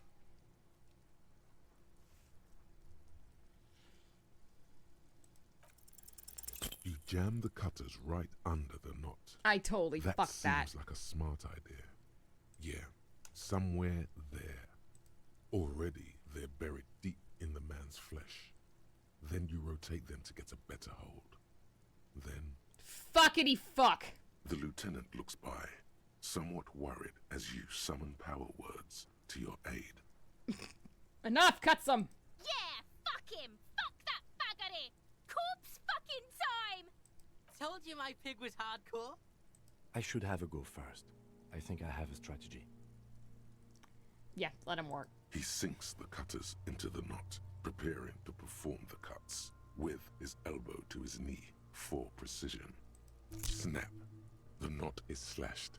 Another cut and the belt falls apart like a flower bouquet, revealing the dead man's neck and the dark red ligature mark around it. Here. He hands you the chain cutters back and then kneels closer to the body, running his finger along the dark red groove until he comes to a gap. The rope rises to a point, leaving a gap in the ligature mark. The suspension point is in the back of the neck, on the nape. Hemorrhaging is observed on the skin, above and below the ligature mark. The mark is well pronounced, consistent with a drop from 1 or 1.5 meters. Yeah, so cut right into him. Chest is intact, normal contour. Abdomen is protuberant, pelvis intact, genitalia... He pulls down the man's underpants. No! Let's get up and see! I fucking knew it! Genitalia is male and unremarkable. No evidence of injury. I'm gonna inspect those genitals. The dead man's penis is average-sized, congested from the downward collection of blood. The testicles are uneven in length, hanging underneath. The genitalia is greenish. Marbling is present around the crotch. Write it down. Back is symmetrical and intact. Upper and lower extremities are intact, but asymmetrical. There are combat injuries on the right hand, thigh, and hip. Bullets have bitten little pieces out of him. It must have been excruciating, especially the hip. Before you is a temple of pain that knew little tenderness in life. In addition, I see smaller, residual scars, too numerous to count, covering about 30% of his skin. From wounds sustained over 2, maybe more decades, dispersal and accumulation indicates long and active combat duty. Write it down. Last item, hands. He takes the man's right hand in his, inspects it, and moves the other hand. Pick up the hand. His flesh is cold, icy. Pleased to meet you. Where are you from and what's your name? What the? I'm only fucking with you. I know where you're from. from Cappadocia, and your name is Il Kobo. What can I do you for, Il Kobo de Cappadocia? Oh, pleasure's all mine. Tell me, are you a temple of pain and a stranger to tenderness? You get me, Kobo. I feel like you were once for tenderness and kisses yourself, but then shit went south, and now you're ahead of even me on the pain front. We should do this more often. Be close like this, I mean. Hands are clean. No sign of injury from struggling. Were we expecting any? I was. Maybe I'm just not seeing them. Honestly, this stench is making it hard for me to think at the moment. Ooh. That's all for the external. Well done. What next? Internal examination. Central nervous system. I have nothing. Do you have anything on this man's central nervous system? Of course, there is a moral to be drawn from it. A moral to this story. If I may add the moral of the story. What would that be? The dead man looks, too, with barely contained excitement to hear the moral of his story. The brain is very vulnerable to compromises in its blood supply. I think that may well be the moral of every story, officer. I made him laugh! Good. Musculoskeletal. Purge fluid is coming from the mouth. Not injury related. Eyes and tongue protuberant. Hyoid bone. The hyoid bone is the bone in the neck that is usually indicative of you being strangled or hung. With his eyes almost closed, the lieutenant puts his hand on the dead man's throat and begins to massage it, gently. A rotting smell erupts from the mouth. Purge fluid runs down his lips, black and viscous. Yuck. You hear cracks as the lieutenant moves his sharp fingers inside the flesh, like the creaking of an old house at night. Yeah, jack that fucker off! The hyoid bone is fractured. The rest of the musculoskeletal system is intact. Unremarkable. Respiratory system. He back hunches as if in prayer. He begins to pry open the dead man's jaws. He stops to exert more force. Both hands are used. Oral cavity shows no lesions. The victim has received dental implants, possibly after a combat wound. Mouth swollen. Hemorrhaging present in mucosa of the lips and mouth. No scream, no sigh of relief rises from the darkness inside. It's humid there. Sickly sweet air, unlike anything living. You feel like you're about to throw up again, straight in that mouth of his. No, you don't. You can keep it in. You can keep anything in. Look deeper inside. You manage to suppress the contractions trying to enter your stomach. All it takes is concentration. Through it, you see nothing but darkness. More meat and darkness. We're made of meat. There are ancient mysteries down there, Kobo. Ask me later. Hemorrhaging present in mucus. The lieutenant repeats impatiently. He lets go of the jaws. The mouth snaps shut for you. Hepatobiliary. NA. Don't we have anything? Are you a hepatobiliary expert? No. Neither am I. And that's it. That's it. Same for toxicology and serology. NA. Cardiovascular. The body exhibits lividity in the lower extremities, feet, hands, and neck. Visually consistent with the hanging. Gastrointestinal. He breathes a sigh of approaching relief. This is the last field on the list. He looks around to the ground. The pool of feces there. This will do. Yep. Digested semi-solid food in stomach. Voila. He touches the corpse's bloated lower abdomen briefly. Write it down, keep the voila. What's next on the list? Description of injuries, summary. Let's see. We have bite marks, contusions on the head and chest, and a ligature mark encircling the neck. You'll need 3 fields. Leave a 4th one too. What's the 4th field for? Nothing. Just in case. Oh, okay. What about the injuries we inflicted? Oh, so we inflicted them? Okay, I inflicted. Okay, so there's an incision on the thorax from a chain cutter. I wouldn't mention it. Better not to muddy the waters.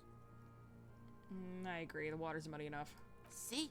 These pigs are fucking corrupt. Why don't you fuck him if you love him so much? Yeah, Kuno! Now, injuries. Bite marks. Head, chest, and scalp bite mark injuries. Predation by birds has caused damage to the body. Odontologist does not need to be consulted. And your opinion, officer? Non-fatal post-mortem. Agreed. Next injury? Contusions. So, the scalp bleeds from a post-mortem head injury, a stone. The injury does not have the rim of an early inflammatory response. The perpetrator on the scene has confessed to causing it post-mortem. At maximum velocity, fuck out! Has confessed to causing it at maximum velocity. Write it down.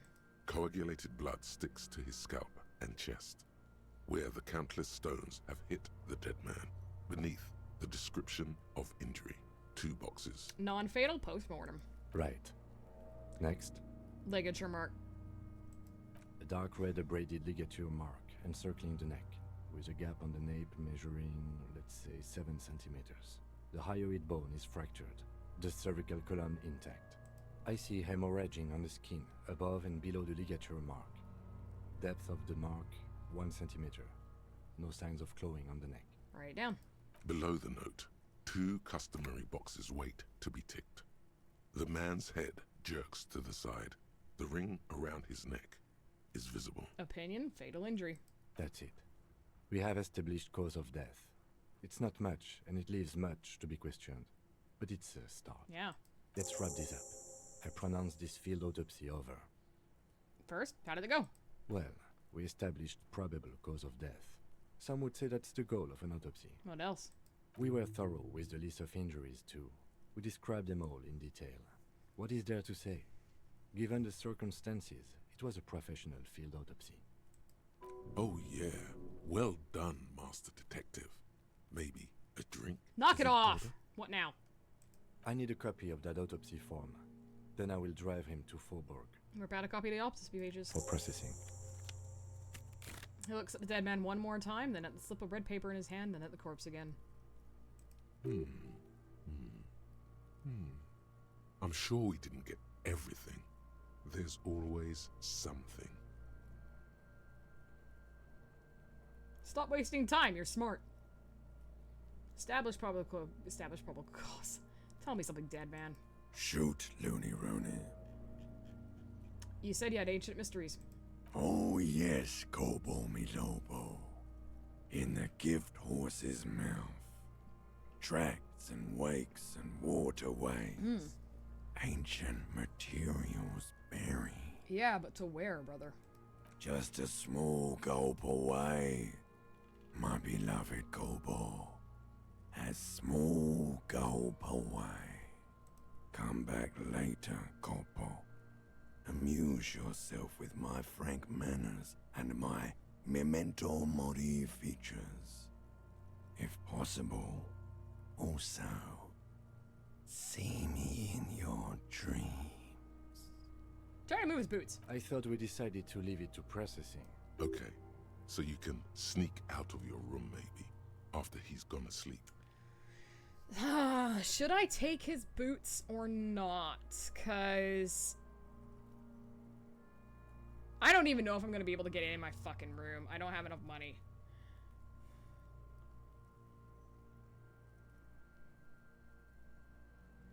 I don't feel like it. Okay. I need a little help for carrying him to the holding pen of my kinema. I can take care of the rest. There go those beautiful enamel boots. May they rest in process. What should I do meanwhile? Continue working here. The locals, the case, or attend to your own business. I will meet you downstairs in the Whirling in Rags tomorrow morning, 7:30 sharp. Okay. This means Lieutenant Kisuragi will leave the party until tomorrow morning. You're free to do side tasks and even the main case, though it might be more difficult. Okay. If you have nothing to do, read books or sit on the bench on the plaza. Bag the corpse.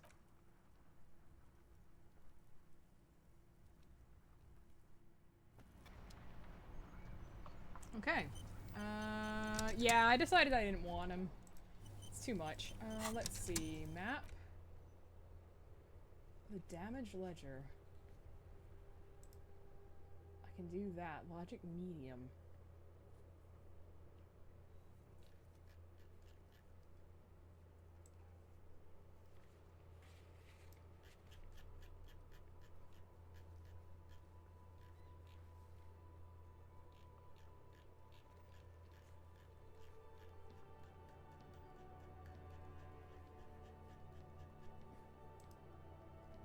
Why is that in there?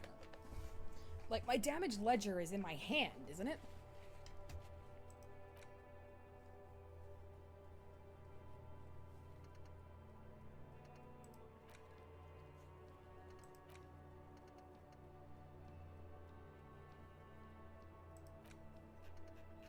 Okay.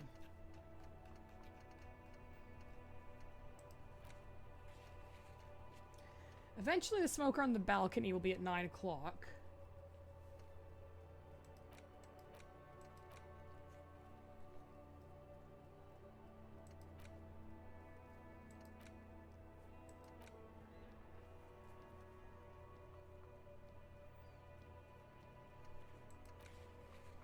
I could definitely talk to people. I don't have 20 bucks on me, fuck.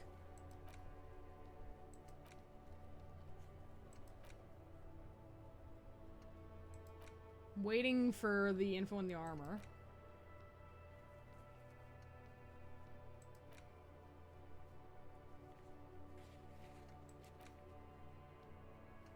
Okay.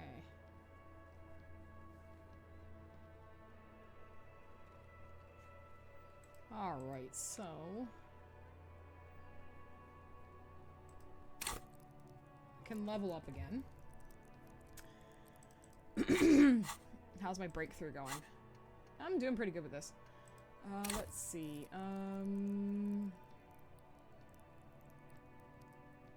I really probably should do...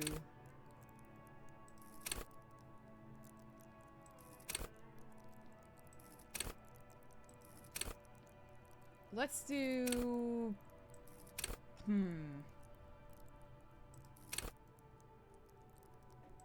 Pain threshold. There we go.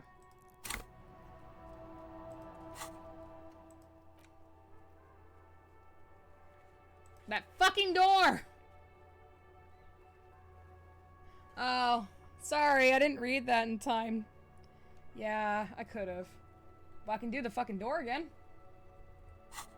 So, how do I do the ledger? Do I have to put it in my hand?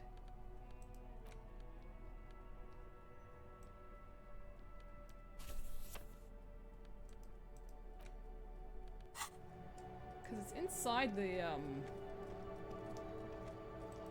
It's inside the whirling rags.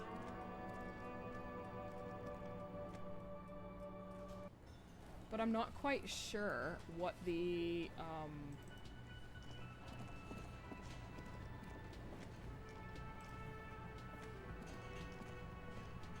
Can I help you? Nope. I better go upstairs.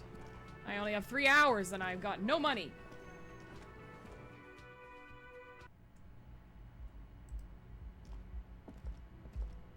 The door is closed.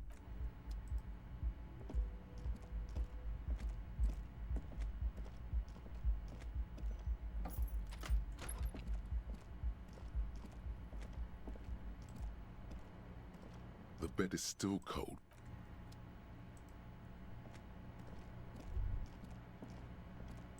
The mirror hangs on the bathroom wall. It's barely covered in steam anymore. It's your face in the mirror.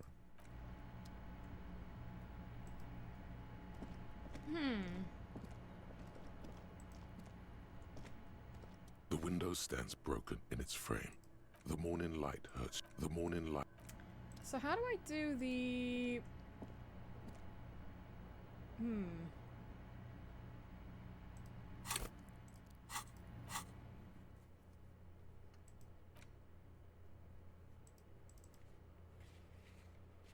Because I'm here. I know it was in the back. Do I have to... Oh, you know what I probably have to do? Shoot, I have to actually, like, not be here. I have to be where the dumpster is.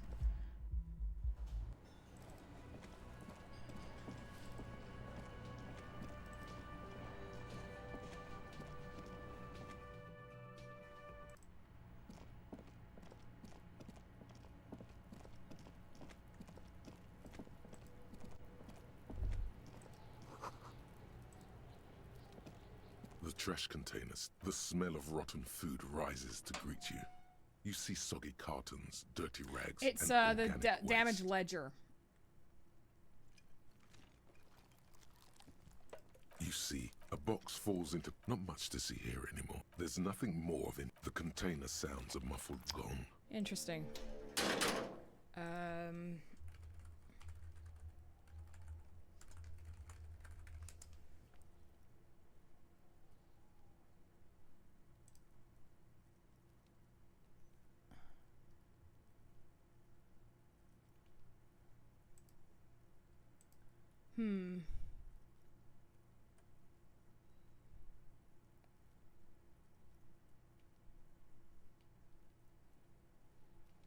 It's weird that it's there, because I had to have passed the white check in order to do it, so I think it just didn't recognize that I've done it.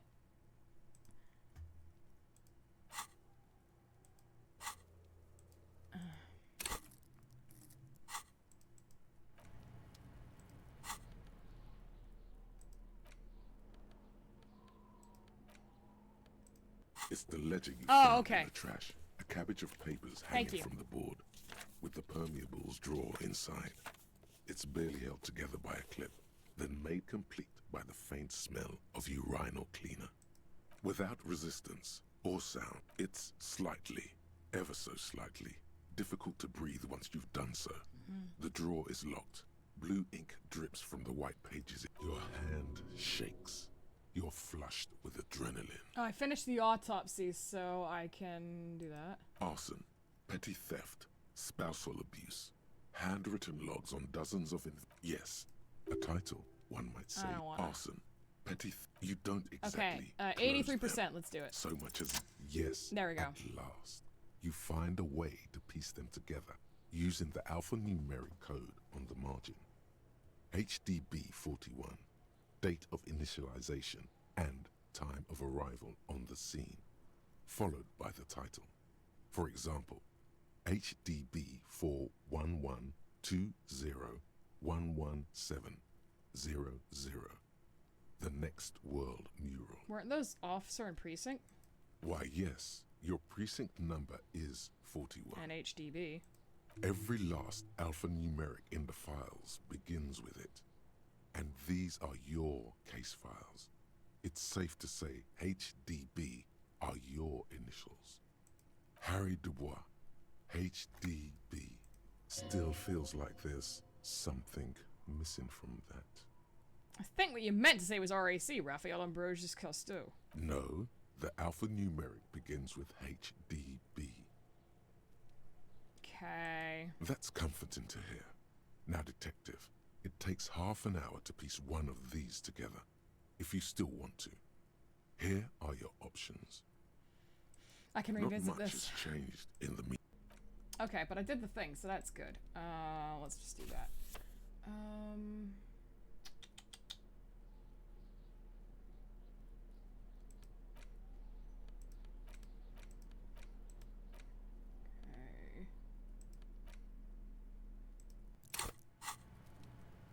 A fuckface. You missed a good show before. A kid came by and completely fucked the tree to pieces. He fucked the tree up! Fucked it good! It was porno! By the way, kipped is a racial slur.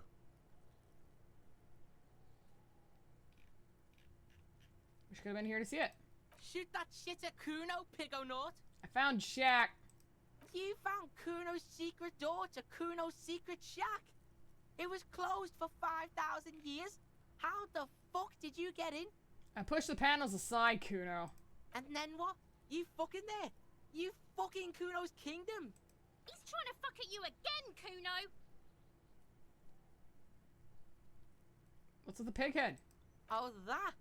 Kuno decapitates pigs. That's just a Kuno demo tape. Forget it. Too brutal for you, huh? Kuno fuck your tongue off. Of course you Had a won't plate covered fucking in powder. where Kuno gets his daily hit of electric. Kuno Shazam. Kuno rides the fucking lightning in their pig. Bet you'd like to ride the lightning too, wouldn't you? You feel tired and old, but you could have that sparkle in your eyes. What's with the tube of magnosolum, Kuno? It's a vitamin, pig. Don't you know anything? It's magnesium, right? Yeah, it's the mag. You fucking need that shit to stay on top of your game. Kuno goes through like a tube a day, rips mag like a motherfucker, and you could use a battle. Oh, don't teach him, Kuno! He's gonna use it against you, Kuno! It's just magnesium, don't mystify it. You're not getting this, pig. It completely takes away the hangover. It's like you didn't do anything. Like you stayed home playing with your choo-choo. Fuck you, pig! Don't do mag! You're gonna OD and you're gonna fucking die! I've heard enough. Good call, Pigmeister. Don't come and talk to Kuno about... Kuno doesn't... Yeah, shut the fuck up. Is there anything else around here? This stupid bitch? I'll die before I... Alright. When was that? When was it? It was, 2100.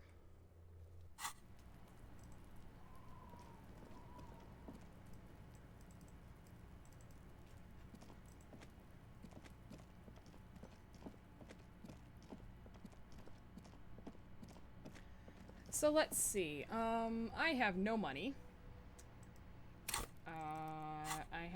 I have all the problems.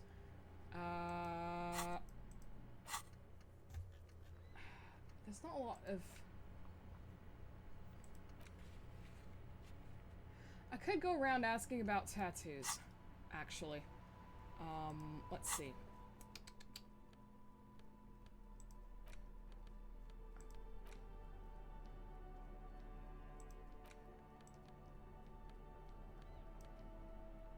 I'm not allowed to... An intricate web of blue. It still kind of looks like... Alright, I guess not.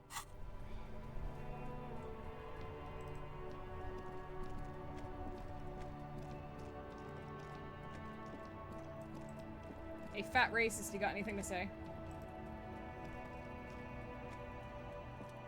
Looking for something, Aunt? Come to tell me. It's not. Change the topic. The way, actually, neither ostriches or sheep bury their heads. Suit your... Oh, not much anymore. The strike. Apples. Fine. He's given you the runaround. Let's be honest. Oh. You were bested.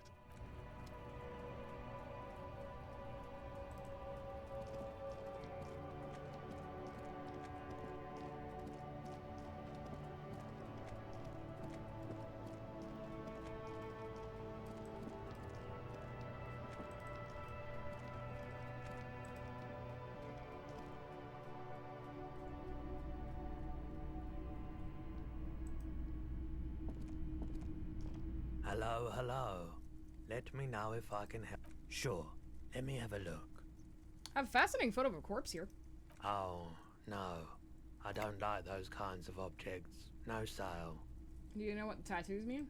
Aphotic paths, counter-radiance networks, anti-magnetism. It's darkness. That's all I know. Sell me something lighter. I'll check my pockets. Anything else you're thinking of selling?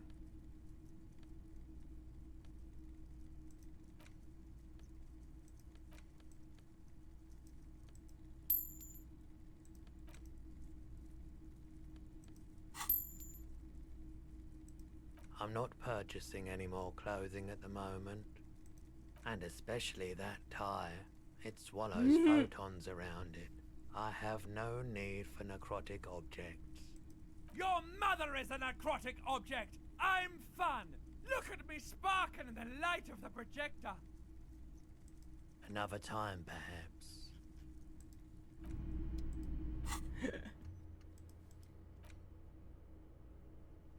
That's hilarious.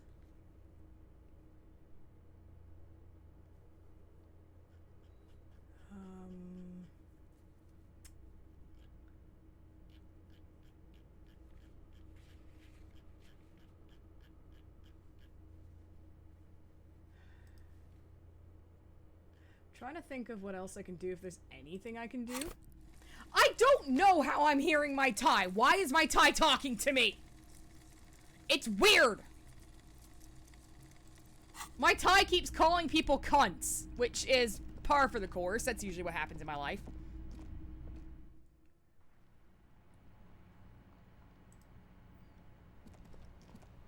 Scribble between the thighs of a page 3 girl. Origin of disco. Okay, he's gone. I have no money.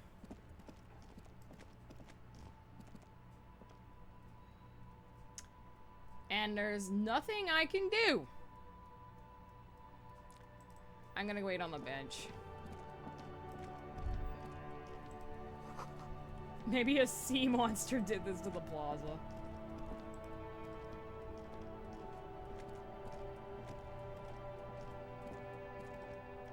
You sit on the wind-worn wooden planks of the bench. Your feet ache. That's a good point. I'll sit on the bench later.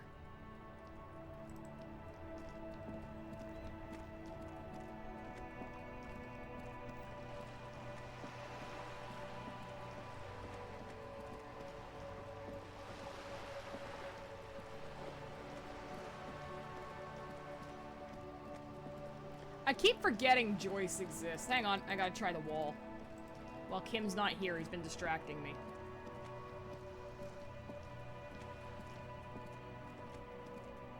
Just an ordinary wall.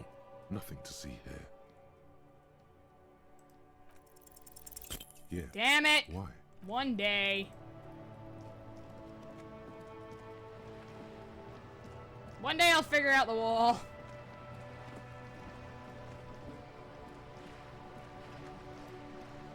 Okay, what are my stats like right now?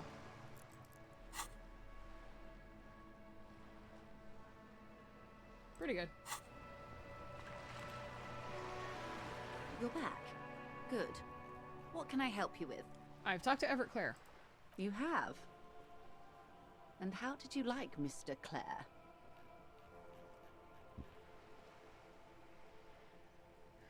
Oh my god, I didn't. He's a beautiful man, beautiful and just. Everett Clare's here, the workers' movement. He's a champion I've sworn fealty to. He's a bloated rainbow socialist. I can do business with him. For a socialist, he's reasonable. He's not the champion I would have chosen. I wish to swear fealty to you. I have the feeling the international community does not approve of him. It's not important if I liked him. It was doing my job. I didn't. Oh, come on now. He has his uses. How else would he have stayed in power all these years? Or wait, actually, corruption. That's how he's done it. Fantastic, Verm-like corruption, reaching into the bowels of the earth. Of course, I don't expect you to share anything he told you with me. I'm not a Verm myself. But if you felt like passing some information, how could I stop you? Are we not human? Are we not curious to hear another person's take? She's a strange one. It's only natural. We would only be gossiping. Intellectually speaking, it would be quite interesting to hear what she has to say about these things. Tell her she'll like you for it. Ew. Yes, your disgusting necktie agrees completely. Let's gossip. I helped him turn up the heat on the borscht. Did you now? What sort of borscht is he making? The cook makes it to keep the strikers drunk. Helps them strike. The strike brew. That's a classic. And by turn up the heat, I presume you mean put more alcohol in it? Nope, you misunderstand. It turned a knob like this. Beyond curious. I will choose to interpret that as you turning the alcohol in the strike brew down. For the sake of our professional relationship. Yeah, apparently the tie is like the best character in this game. And because I don't like the idea of them any more drunk than they already are. What else? I'd rather talk about something else. Of course, Detective. Should something come up later down the road, don't be afraid to drop by for a chat. Until then, is there anything I can help you with? Let's talk about lynching. Of course. Anything to help. I am sorry to have been the bearer of bad news. If there is anything else I can help you with, please ask. Nah. That was basically it.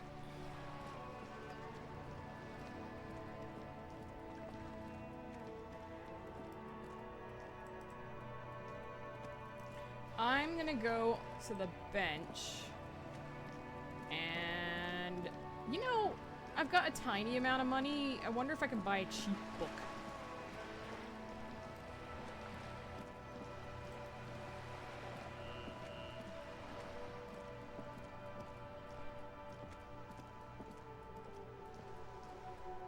I can also break down that fucking door. A small mountain of colorful board game boxes. There are an endless variety of source books. There's also books in a board game section. Who wants to read? There's a box that says, "We're out." That price is steep. But then it's the third.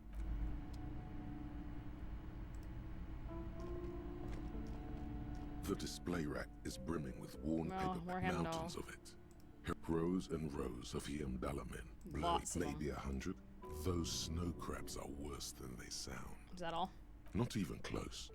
Man from Hiamdal in hell. Man from Hiamdal and the forest of slaves. Do any of these books call out to me? I'm from just gonna skip Hiamdal this. under the lake. A twinge at the back of your head makes you flinch. Your eye starts twitching. Ow! Your hand reaches toward a book with glossy cover art of the very muscular man from Hiamdal in chains, kneeling in front of a staircase leading to a throne. A woman sits on the throne, leering as at she the should. man. She's laughing at him, belittling As she should. Between the throne and the Hiamdala man lies a bonfire, casting shadows on the wall. The shadow of the woman's headdress looks like a pair of devil horns. The title reads, Man from Hiamdal and the Devil Woman. Interesting. The display rack before you is burdened under piles of Man from Hiamdal novels. Fuck. Why the fuck are books so expensive?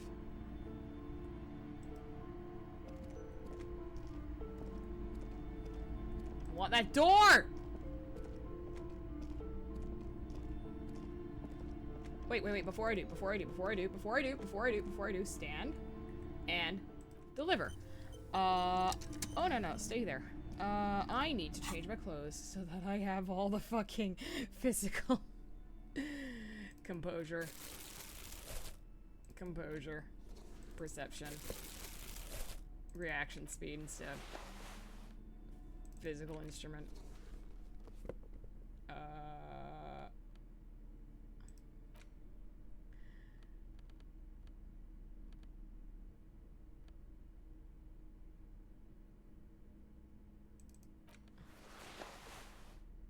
Endurance.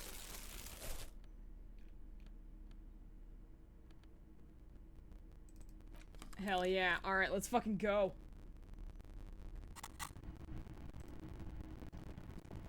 A heavy door with a missing handle stands before you. 83%! I swear to God, I better get this. I'm gonna be so oddly mad. shaped trinkets and charms.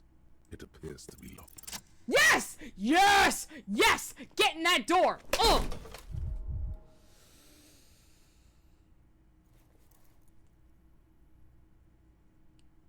You smash into the wood and see a small crack appear on the doorframe.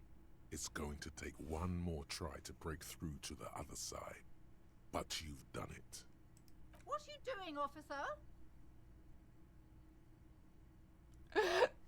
Smash into the door again, wordless. Smash into the door and shout, fuck the system. Smash into the door and shout, freeze, dirtbag. Smash into the door and say, hands up now. Smash into the door and shout, fuck, it hurts. Fuck the system!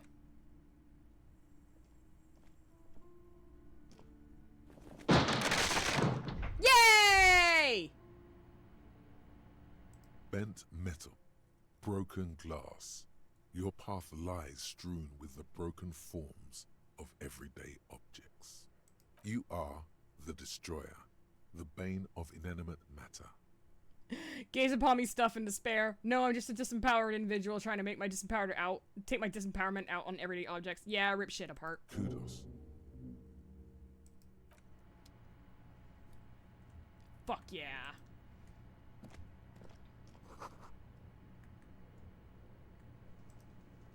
Is that a bull? Yeah! Sidious Fortis. The rest is worn off. Worn our wall bars. They look unsafe. Why is there a gym here? It smells like leather and sweat. What an odd place. A barbell lies on the floor.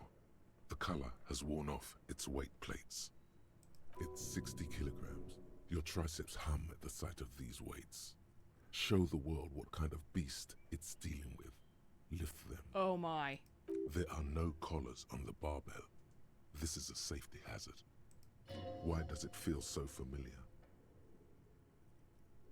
Is this famous because I'm a weightlifter? No, it's not that. It's the stale smell of rubber, the squeaky sound of sneakers, your bruised knee against the mat, and a whistle. Then the feeling is gone. Huh. It's just a memory from another life, when you were young and fit. No, I'm not doing that one right now. No. But if I want, I should equip the flashlight. Okay, because it's pretty dark in here.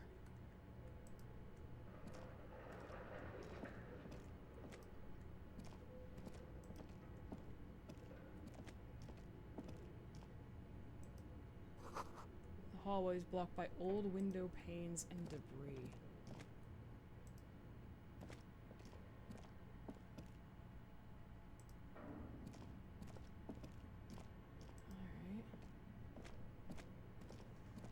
A large demijohn full of strange liquid. I'm actually just gonna quickly change my shit again because I want to go back from being that to logical.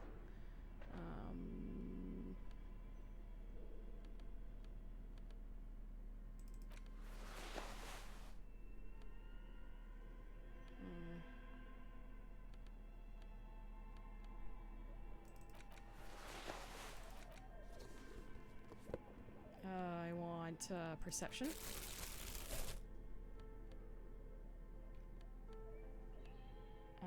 Visual calculus. Inland Empire, because that Thai is talking to me and it's really funny.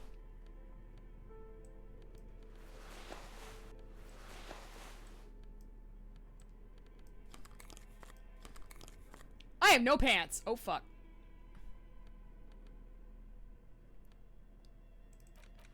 There we go. Alright.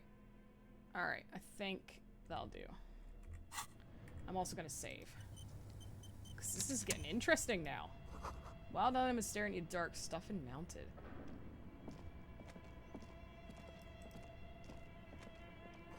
Airship rotors covered in spider webs here. Mind your blades.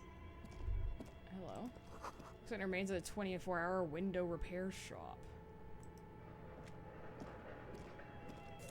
Money! I am halfway. Oh, I need $8. A naked mannequin torso, a strange yellow color.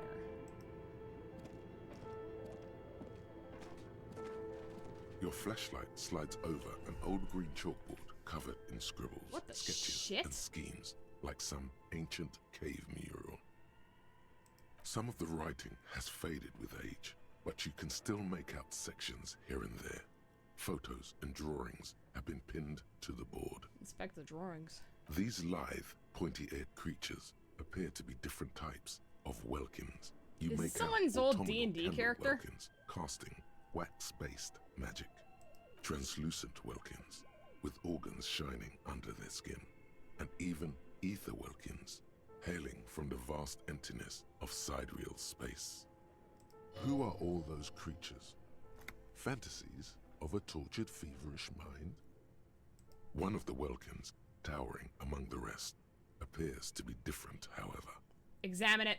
It's Vara Hamira, a high Welkin, his face white and scarred like cracked marble. This is clearly a Welkin supremacist. What? The note says, all non-Welkin races will be purged. Okay. The Haldor, the Twarg, the humans, and even headless men, all of them, purged. Imagine a world filled only with Welkin, Green Welkin, Dread Welkin, and the High Welkin to rule them all. Okay! Your eyes glide over 4 sections of the imposing green The chalkboard. photos. The photo collage depicts barren, icy landscapes wrapped in perpetual night. You see permafrost and glacial landforms, dead trees grown in under the snow. Entire oceans have been frozen from shore to shore. There are pictures of settlements on dried up riverbeds, abandoned in a storm. Animal corpses in the dark, carcasses and bones. Okay. You see primitive oil rigs built into glaciers, boreal dvorg, yurts under the snow, great mammoth-like beasts of burden.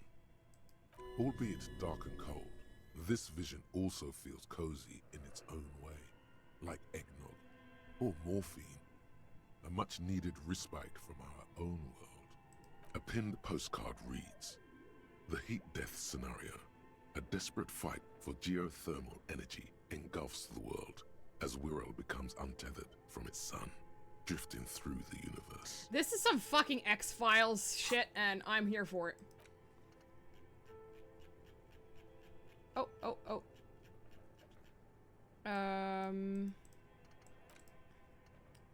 Breakthrough imminent. This is a monthly calendar from the year 50. Cryptic words like sprint, daily minimi, and GPI span the marker-drawn grid, the grand scheme of production and money. But enough about my job. It looks a bit like an academic calendar, only much more brutal. What happened?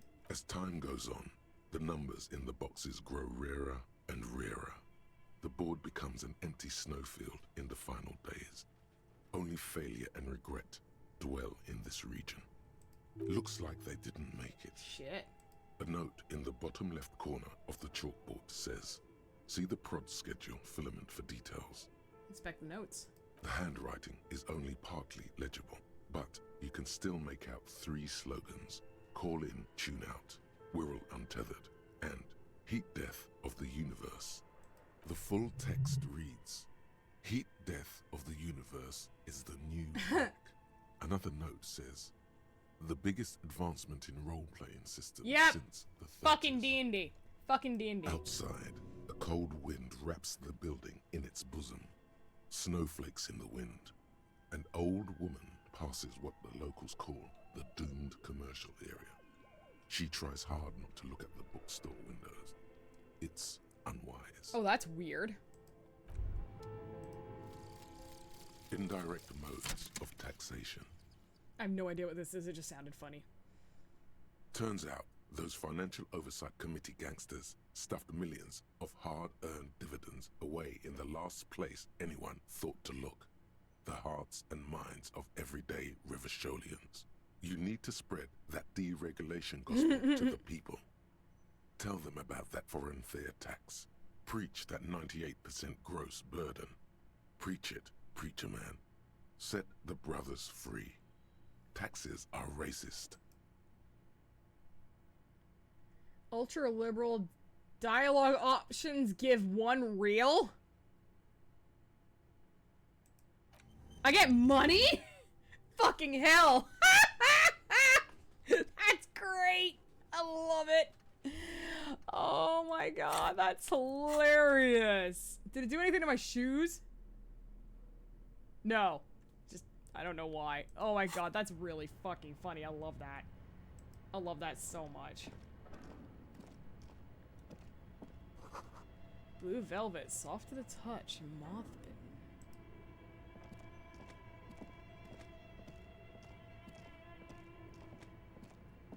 Okay, so if I talk to someone, is this Emma's atelier?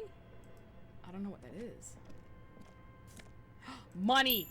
Oh my god, I'm so close to having a place to sleep tonight.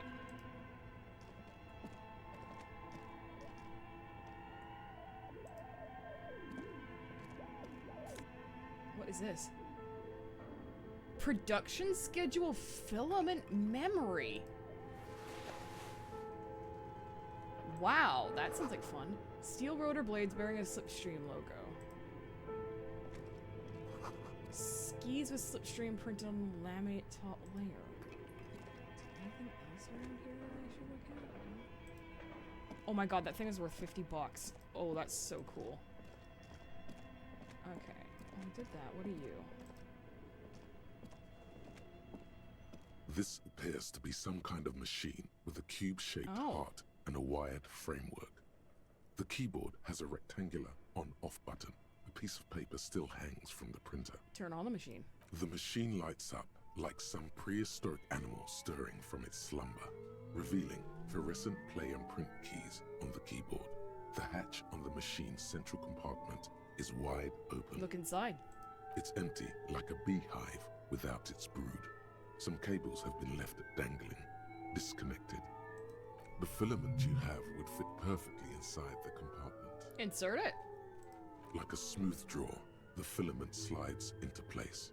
On the keyboard, the play key starts blinking. Press play.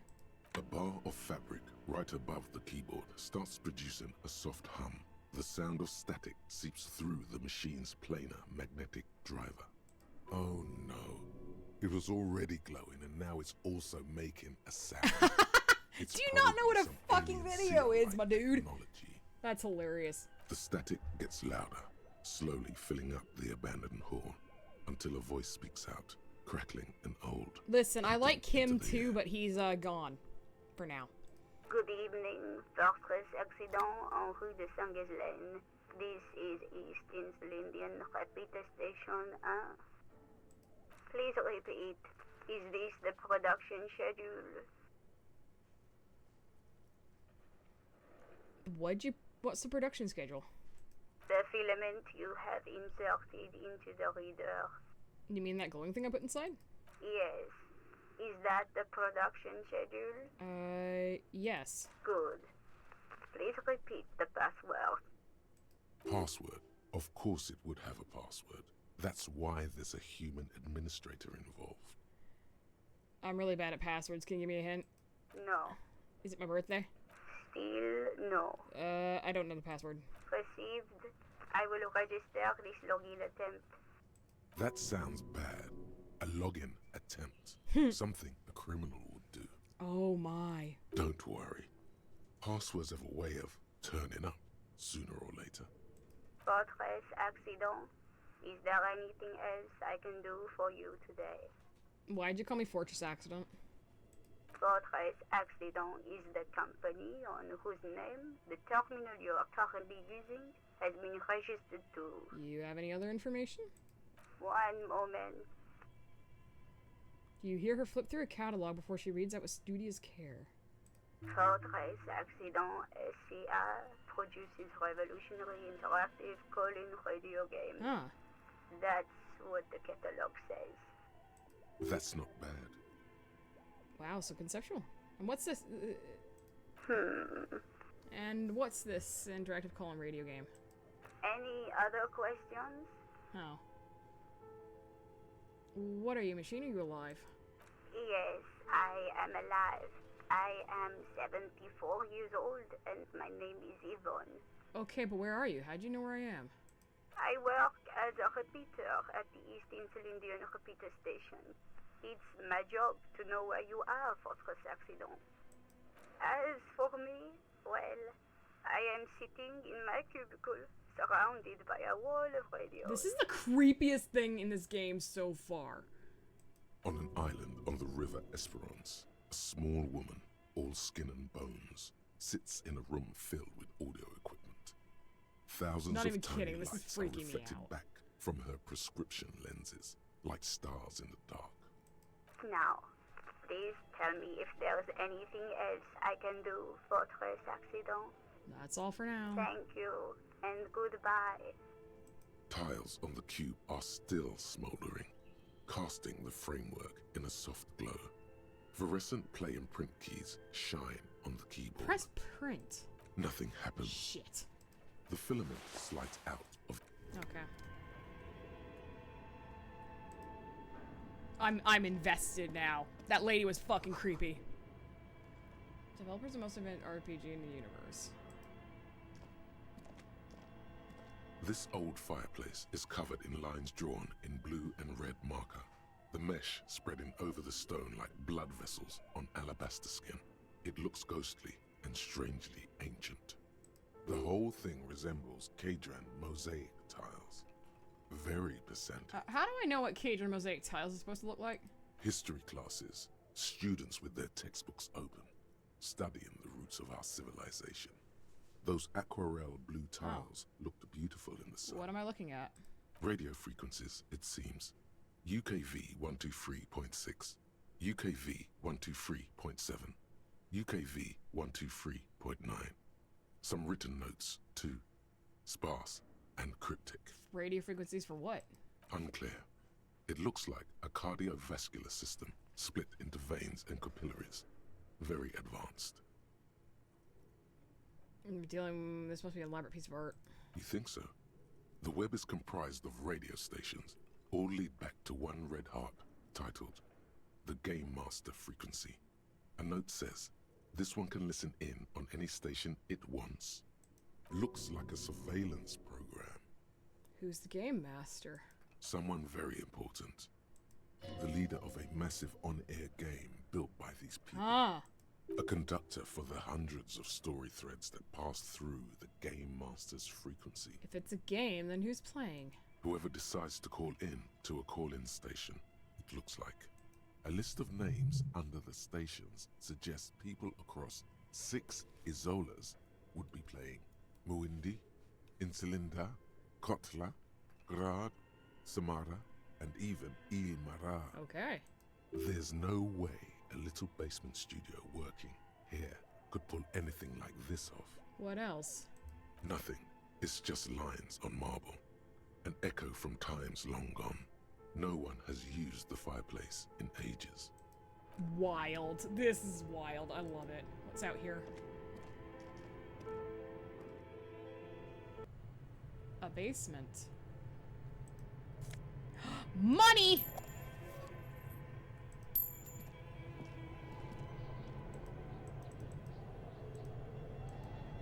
There's a big fucking bear here, hello? Is it a fridge? You see a terrifying ice bear with a strange compartment in its belly. The door is covered in frost. This is going places I was not expecting.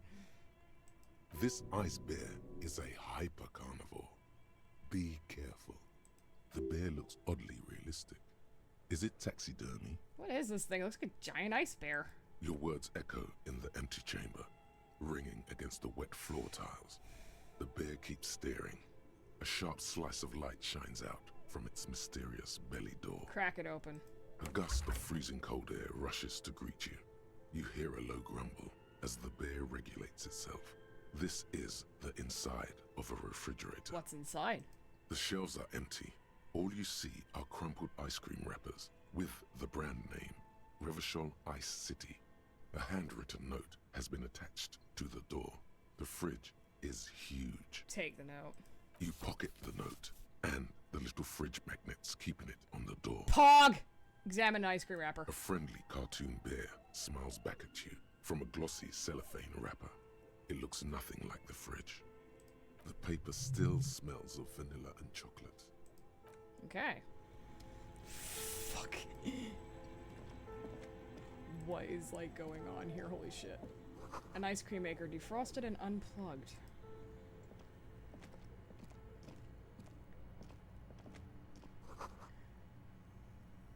The flashlight casts a strange shadow. There's a hidden doorway here.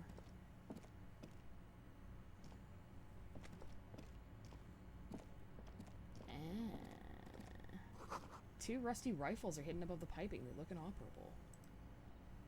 A few bricks have fallen off, revealing a compartment behind the wall. It's too dark to see in. Where am I? Inside, a secret room infested with rats, spiders, and wood lice. So there's a hole in the wall. There is. Inside, it's nothing but gloomy blackness. Better not stick your hand inside. Oh, I'm definitely sticking the whole hand inside. Your hand reaches deep into darkness and spider webs, rummaging around. Ooh. You find a number of rusty rifles hidden away. Most of them are ugly and inoperable, but a single rifle catches your eye. It's a bolt action with a fine wood stock. Take it. A fit service weapon for a fit officer. Too bad it doesn't work. It looks like it's been out of order for years. What does this mean, a rifle here? It means there are firearms, albeit inoperable, still lying around Martinez. I got a gun. This It's not is mine, an but it's a gun. interesting coincidence. Could prove useful in some way. You don't know how yet, but it might be useful down the road. This is a good find. Really justifies coming down here and looking around. Pog. Someone stuck some busted guns beneath the ceiling. There's nothing else here. That was worth a look.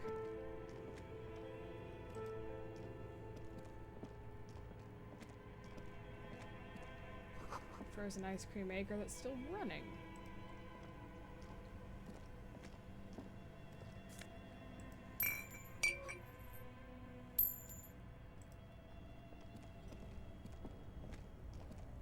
Two cables are plugged into the breaker box. The red one leads to the ice bear fridge, and the black one to the ice cream maker nearby. I don't want to do that. Not yet, anyway.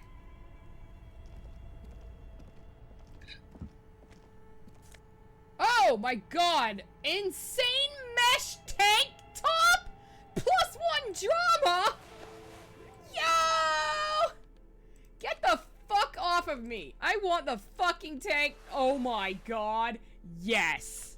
Yes! Yes! Yes! Yes! Yes! That's a nice rifle. The note is written with a blue pencil on a piece of lined office paper. The kitchen magnet I got left a mesh spots tank on top. its surface. Someone has scribbled, S. I can't believe the off-site copy is still here. The illiterate ginger kid keeps stealing stuff from the studio, so I had to hide it somewhere safe. You'll find the filament memory with the off-site copy in the frozen ice cream maker. Please take it home, ASAP. It's important. I'd do it myself if I lived in a civilized place with a freezer. Take care, Sully Swaff. According to the note, someone who owns a radio computer, one might assume. Thanks, smartass. You're welcome. What's a filament memory? The note doesn't specify. It's like the production schedule you found. Only this one's an off-site copy. Okay, it's Kuo. The note does not specify. Are you serious? You sure you don't want to hazard a guess here, detective? Oh, you mean Kuno? Ding, ding, ding. We have a winner. Lol. Didn't you see one right next to the I break? did, yes, actually. That's very helpful. What's this? Intercom wires running into the breaker box. Okay. So the ice cream maker was still running. Two cables are plugged into the breaker box. The red one leads to the ice bear fridge, and the black one to the ice cream maker The black nearby. one. Something close to you dies with a soft electric purr. Now I can get into it. This orange machine is dead still. It has a hand-cranked ice cream churner and an electric freezer. The ice around it slowly melting. You slip your fingers under the frozen lid, but the ice is too cold for you to get a good grip. A pry bar would come in handy here. If you want to try again, then Equip the pry bar. Fuck you, I know, I'm busy. I had my bag in my hand.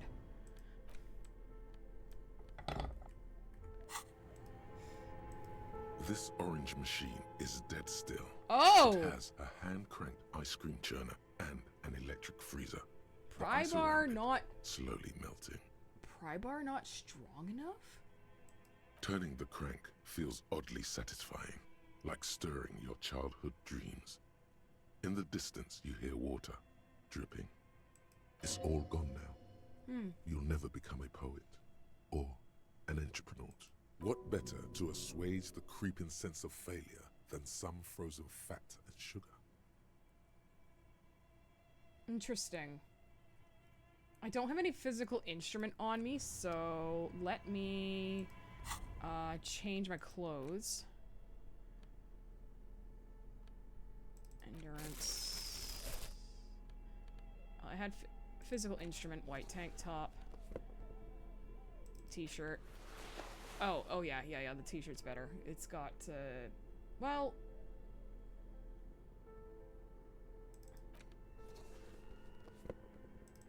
yeah.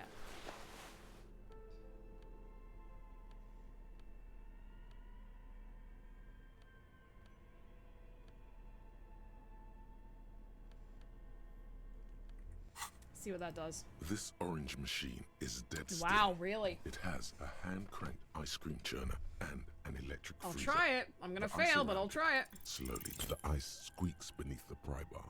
You think you've got you see the pry bar's metal hand. That's a good pry bar. But this ice cream maker is frozen shut. It takes an advanced tool to get it open. Some kind of super pry bar. You have no idea where to get one. Sooner or later, you will stumble upon a tool mighty enough. Then we will know what's in this mysterious ice cream maker. Okay.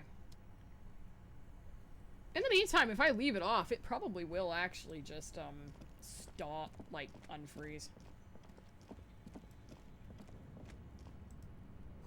The wall collapses. Inaccessible now. A thick layer of coal dust covers the furnace, coloring it pitch black. Looks like this furnace has a face, and it's a face of agony. Look inside. It's dark and grimy here. In the darkness you can hear chatter. It's coming from above. A voice, or several voices, talking to each other. Near the smoke chamber, upstairs. The echo is so prominent, it's impossible to discern what the voices are saying, or what's producing them. What's happening? Maybe it's coming from somewhere upstairs. You should investigate. Or maybe you're just hungover again. No, I ain't had anything Could to it drink. be psychological? Because your physical health is fine. Kick it. A hollow ring echoes through Lol. the furnace. Your toe hurts. A lush layer of coal now covers your skin, sinking into the wrinkles. Your hands look ancient. You feel the spirit of Ramut Karzai, ancient hero of Grad, pulsing through you. All that's left is to cover your face in war paint. Smear your cheeks! 3 dangerous stripes appear onto your cheeks, telling stories of your wild. Fuck yeah, I'm so cool. Okay, so there's nothing else really here. As far as I can tell, that was pretty much it. I will have to come back here for that freezer. Yeah. In the meantime, what is this?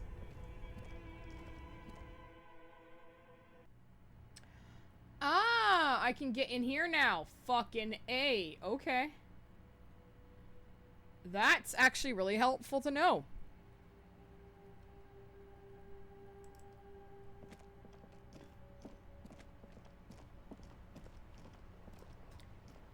Should I give him the bool? I like playing in the dark. Sharpens your nocturnal instincts. Feels like being on recon again. Is there anything you can tell me about this rifle? It's a Bell McGrave. 4.46 caliber. Breech loading. Revachol made. Good weapon. Accurate and reliable. This one's inoperable. The bolt spring is missing and the mechanism is jammed shut. Still a beauty. Where did you find her? Sorry, I can't tell you. I understand. Unfortunately, I don't know what else to tell you. These BMs are an antique. No one uses them anymore. The ammunition is impossible to find. I found your guard booth. Yes, the Debardeurs Union pays me to stand vigil during the nights. Not out of any political allegiance, mind you. I'm an old man. Don't sleep more than a few hours every night anyway, and money is tight. You must have seen something on the night of the murder. Your booth looks right in the yard. Yes, it does. Unfortunately, I wasn't working that night.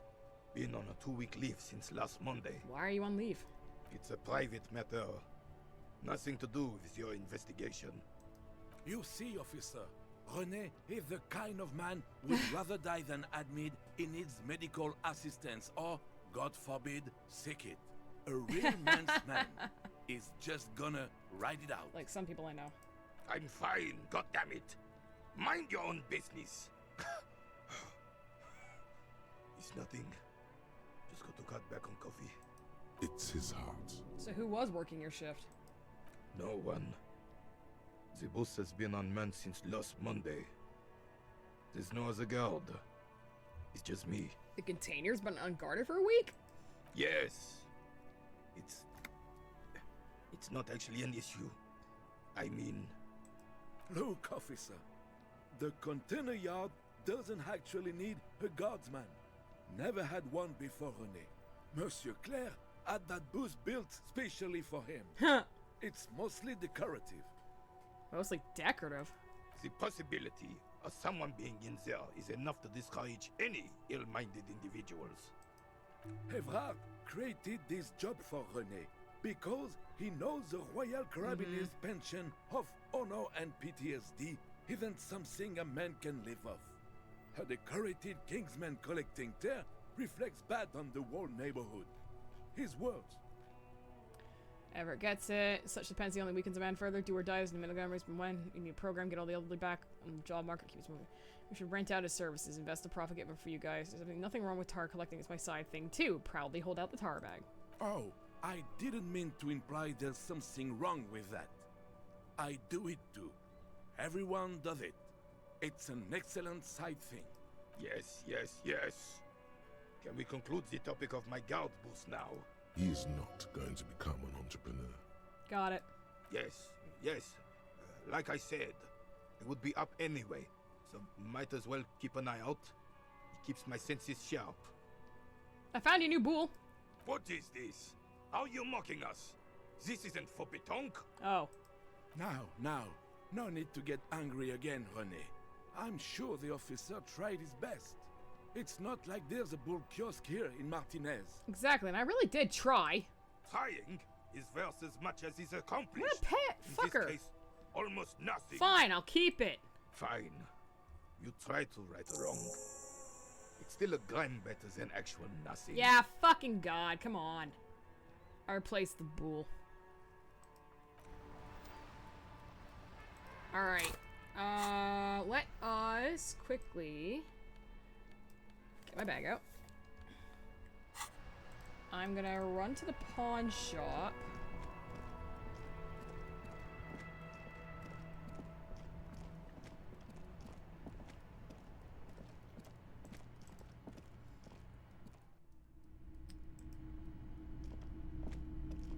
Hello. I want to sell. Sure. Let me have anything else you're thinking of selling?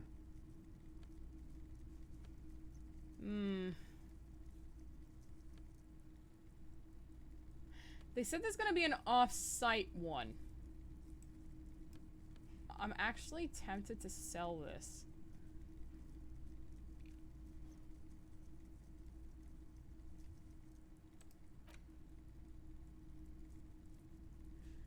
The gun is not good enough for me. I want to know more about the other stuff.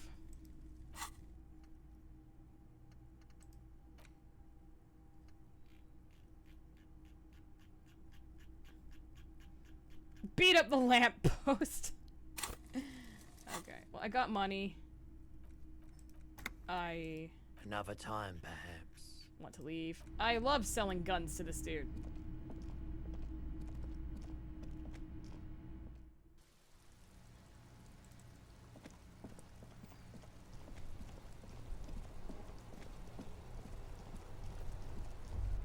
Oh.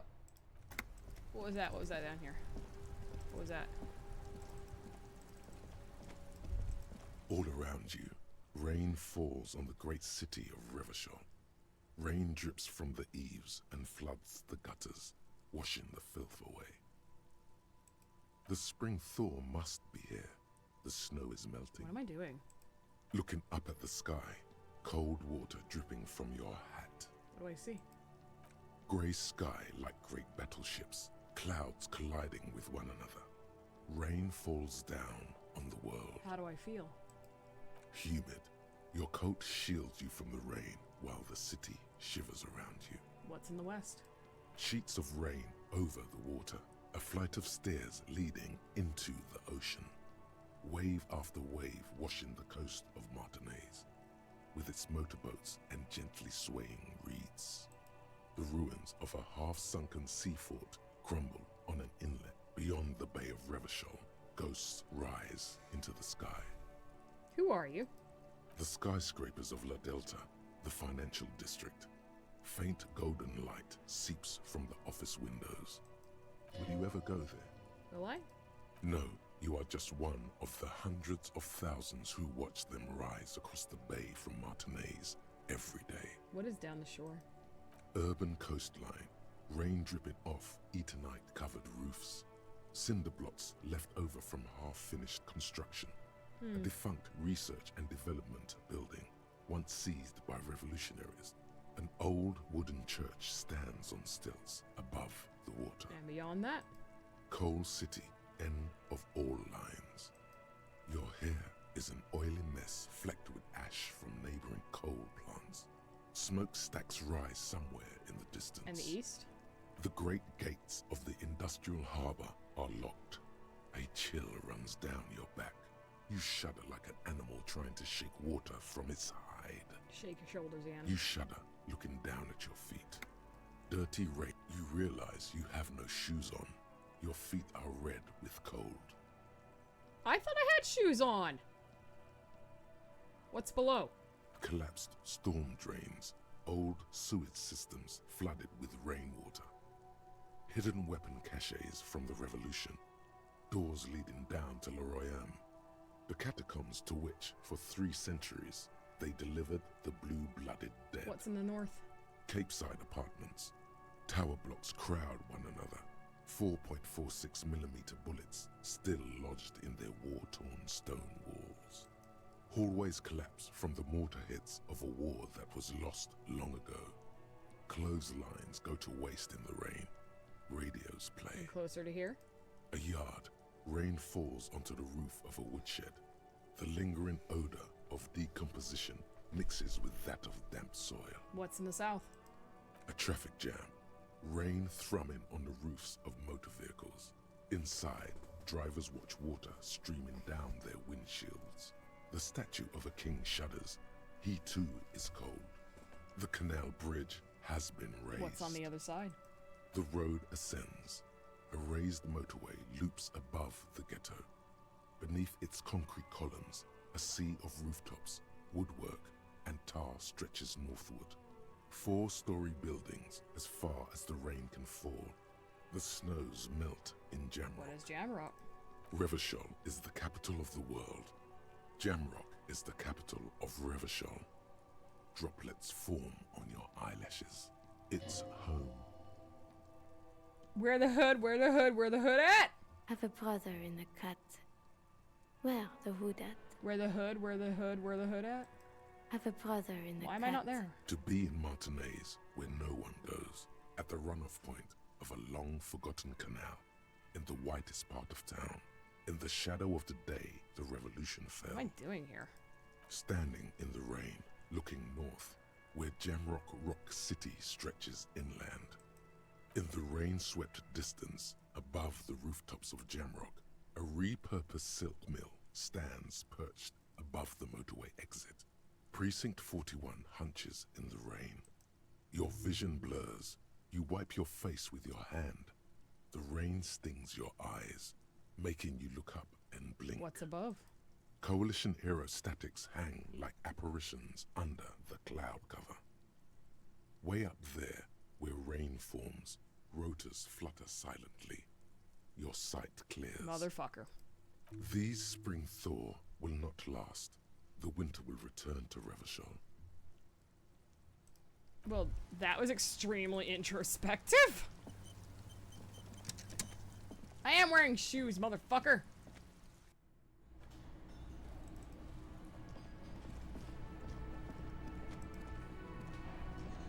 Who the fuck are you?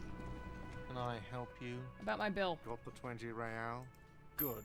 You got the room for the night, but remember, you'll need another 20 real tomorrow. And I leveled up. I'll save that one. How could anyone forget, asshole? Another thing. Great. I love those. So the phone line's dead? Yes, and the phone company is taking its sweet time sending someone to fix it. Losers. That's pretty strange. It's not strange, it's inconvenient. Is it true there was foul play? Who told you that? Lena. Fine, yeah. It looked like someone had messed with the wiring. It was shortly after the hanging, but I don't know if it's at all related. Plenty of arseholes around here who aren't murderers. If you do find out who cut the line, though, let me know, so I can forward them the repair bill. Oh, yes, that door. No, I don't. Awesome. He's attempting to maintain an air of indifference. He looks at the dust. Yes? Alright, well, I've got a fucking thingy. I want to kill half an hour, but, and then I want to go interview the guy.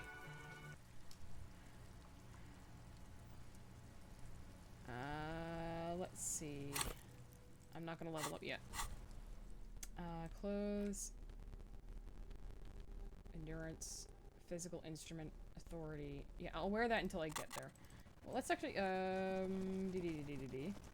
This bench serves a purpose. Pardon me. You sit on the wind-worn wooden planks of the bench. Stare in the sky. Time passes. Darkness ahead. You don't even know what you are waiting for anymore. Get up. Alright, cool.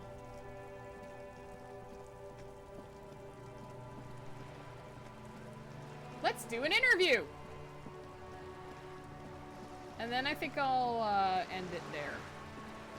But I do wanna do that part.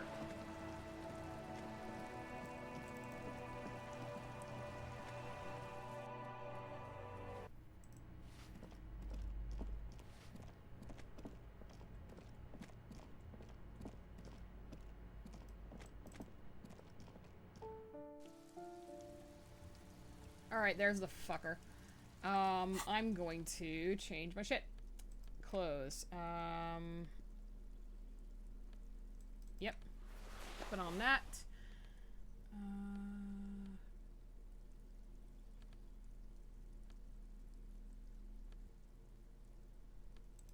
Put on that. Fuck no, I'm putting on the drama. I'm wearing this white mesh shirt so fucking hard, man. Logic minus authority, no. Chemistry minus logic. What am I wearing right now? Alright, I added my drama back. Encyclopedia. Composure. Yep, that'll do. Oh, actually, what about the, what is this? Empire and empathy. Yeah. Okay. Let's go talk to the dude. Even though I don't have Kim.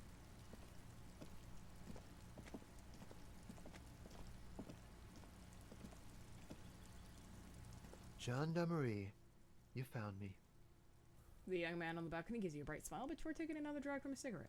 His slender figure is backlit by city lights, its distant streets and motorways flashing like diamonds. And his shirt is still unbuttoned. Yeah, the cleaning lady let me in. She also led me to your apartment. Beautiful. Something sparkles in his eyes. So tell me, are you here to make things right again? I'm not just gonna make things right, I'm gonna make them spectacular. Beautiful. A nearby street lamp casts shadows on his chin, drawing out slender cheekbones. I have some good news for you.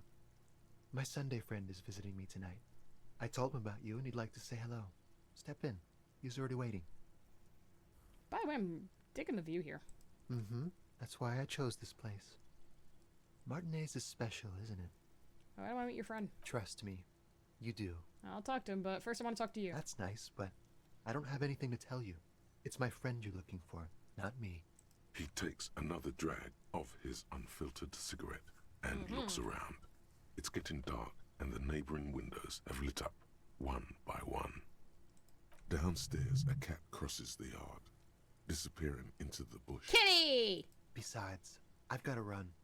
He's going to leave you alone again. That's sad.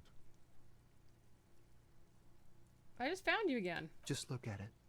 It's a beautiful night. Who's going to stay in on a night like this? He's right. Only losers go to bed early. Time to break out the booze. A man on high heels stumbles out of a basement club, music blasting over the entire district. It's chilly, and as the chemicals hit his nervous system, 1,000 shivers ripple through his body. Only if you promise we'll talk again. It's important. We'll talk. Just not tonight. Take care, alright? Wow, okay. He says with another disarming smile before slipping off in the night. And he's gone again. Looks like it's becoming a theme for him. I think I'll end it there, because that's a nice cliffhanger. Thank you so much for watching, guys. I can't wait until I do this again next week. We've come a long way. We honestly have. Until then, though, I will see you guys later, and ciao for now. Bye!